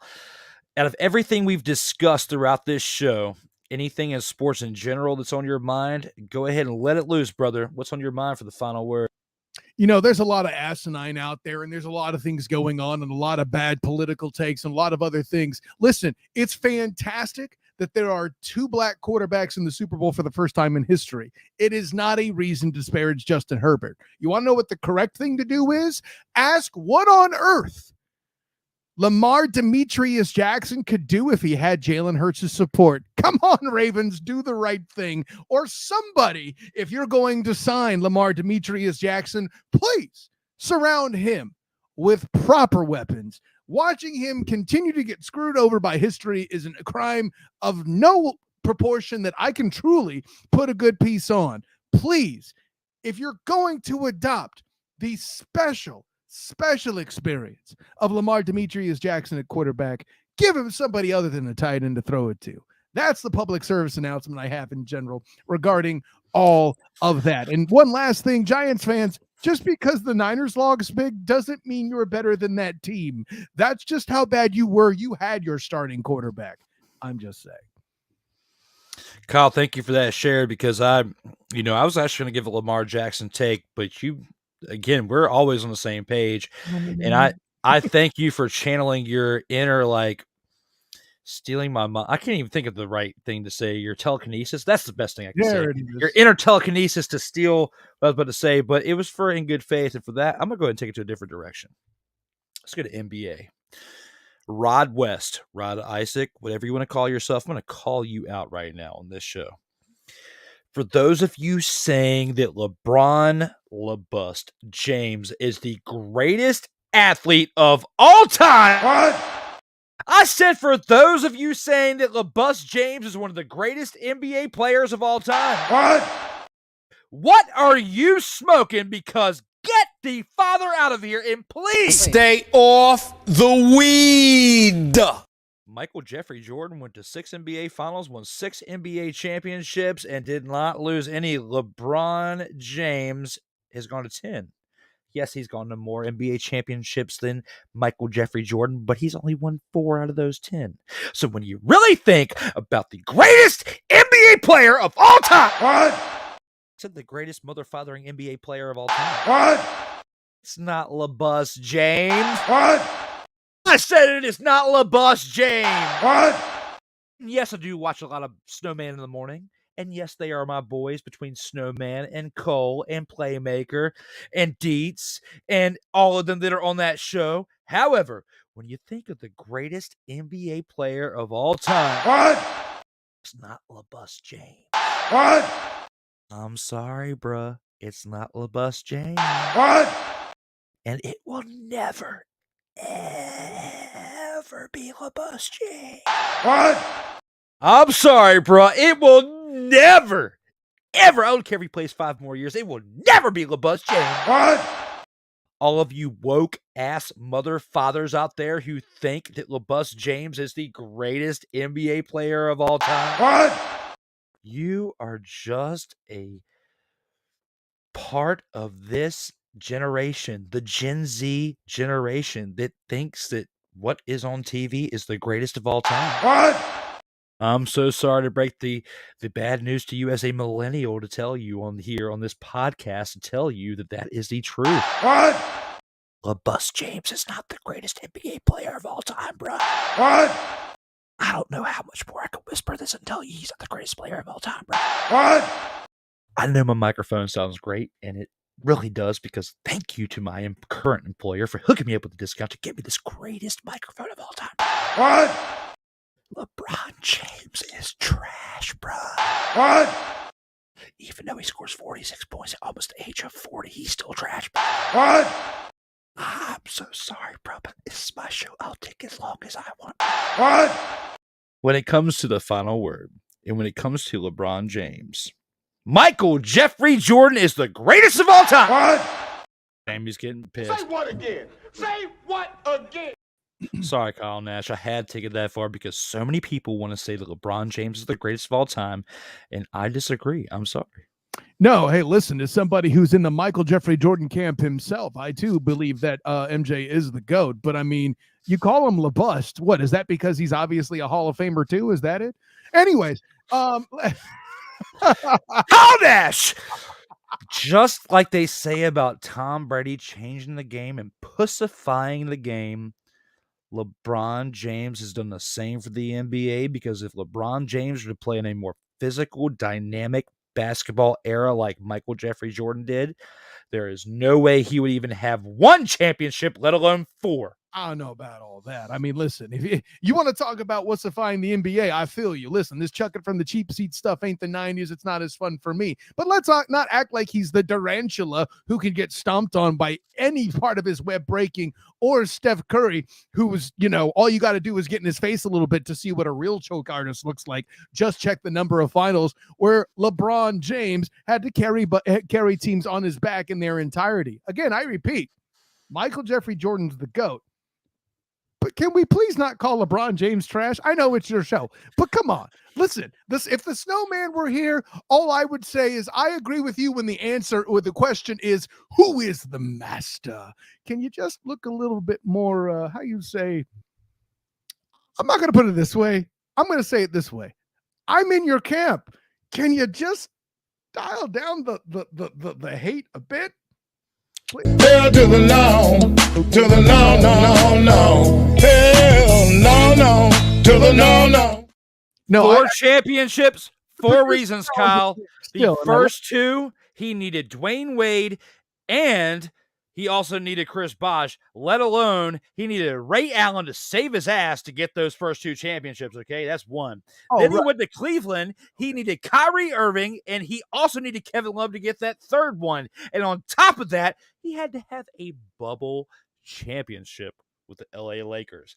And when you go back and you look at your facts for that year, Anthony Davis was hurt. He had multiple other players hurt on that championship roster. Had it been a regular season, not a COVID season, they would not have won that championship. And we can debate that all episode long. And you know what? The next time you come up on here, I'm going to find a LeBron James topic for you and I to debate back and forth so we can give this one to the fans, Kyle Nash. Hey, listen, I'm glad you're wearing black because you're definitely the Sith Lord there. By the way, speaking of injuries, I would, Kevin, love for you to account for those injuries as well, sir. Kyle Nash, it brings like this back into life.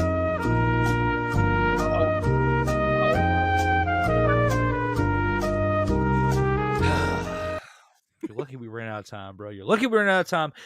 First of all, before we go out of here, thank you all who have been part of this show from start to finish. I know who you are. You know you are. And Kyle to be here from start to finish. We've had a great episode here, a lot of fun.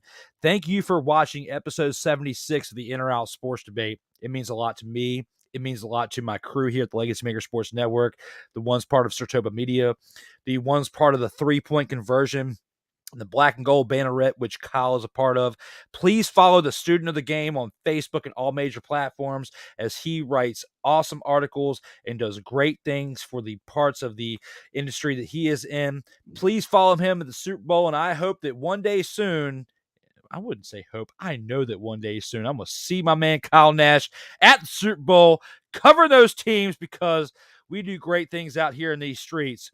And speaking of out here in these streets, we've only got one thing left to do, Kyle Nash, and that is look at one badass outro. For my man, the legend, the student of the game, Kyle Nash, the 3-point conversion, I am D. Willie, Drew Willingham of the LegacyMaker Sports Network and SIRTOBA Media. Everyone, please stay safe out there in these streets.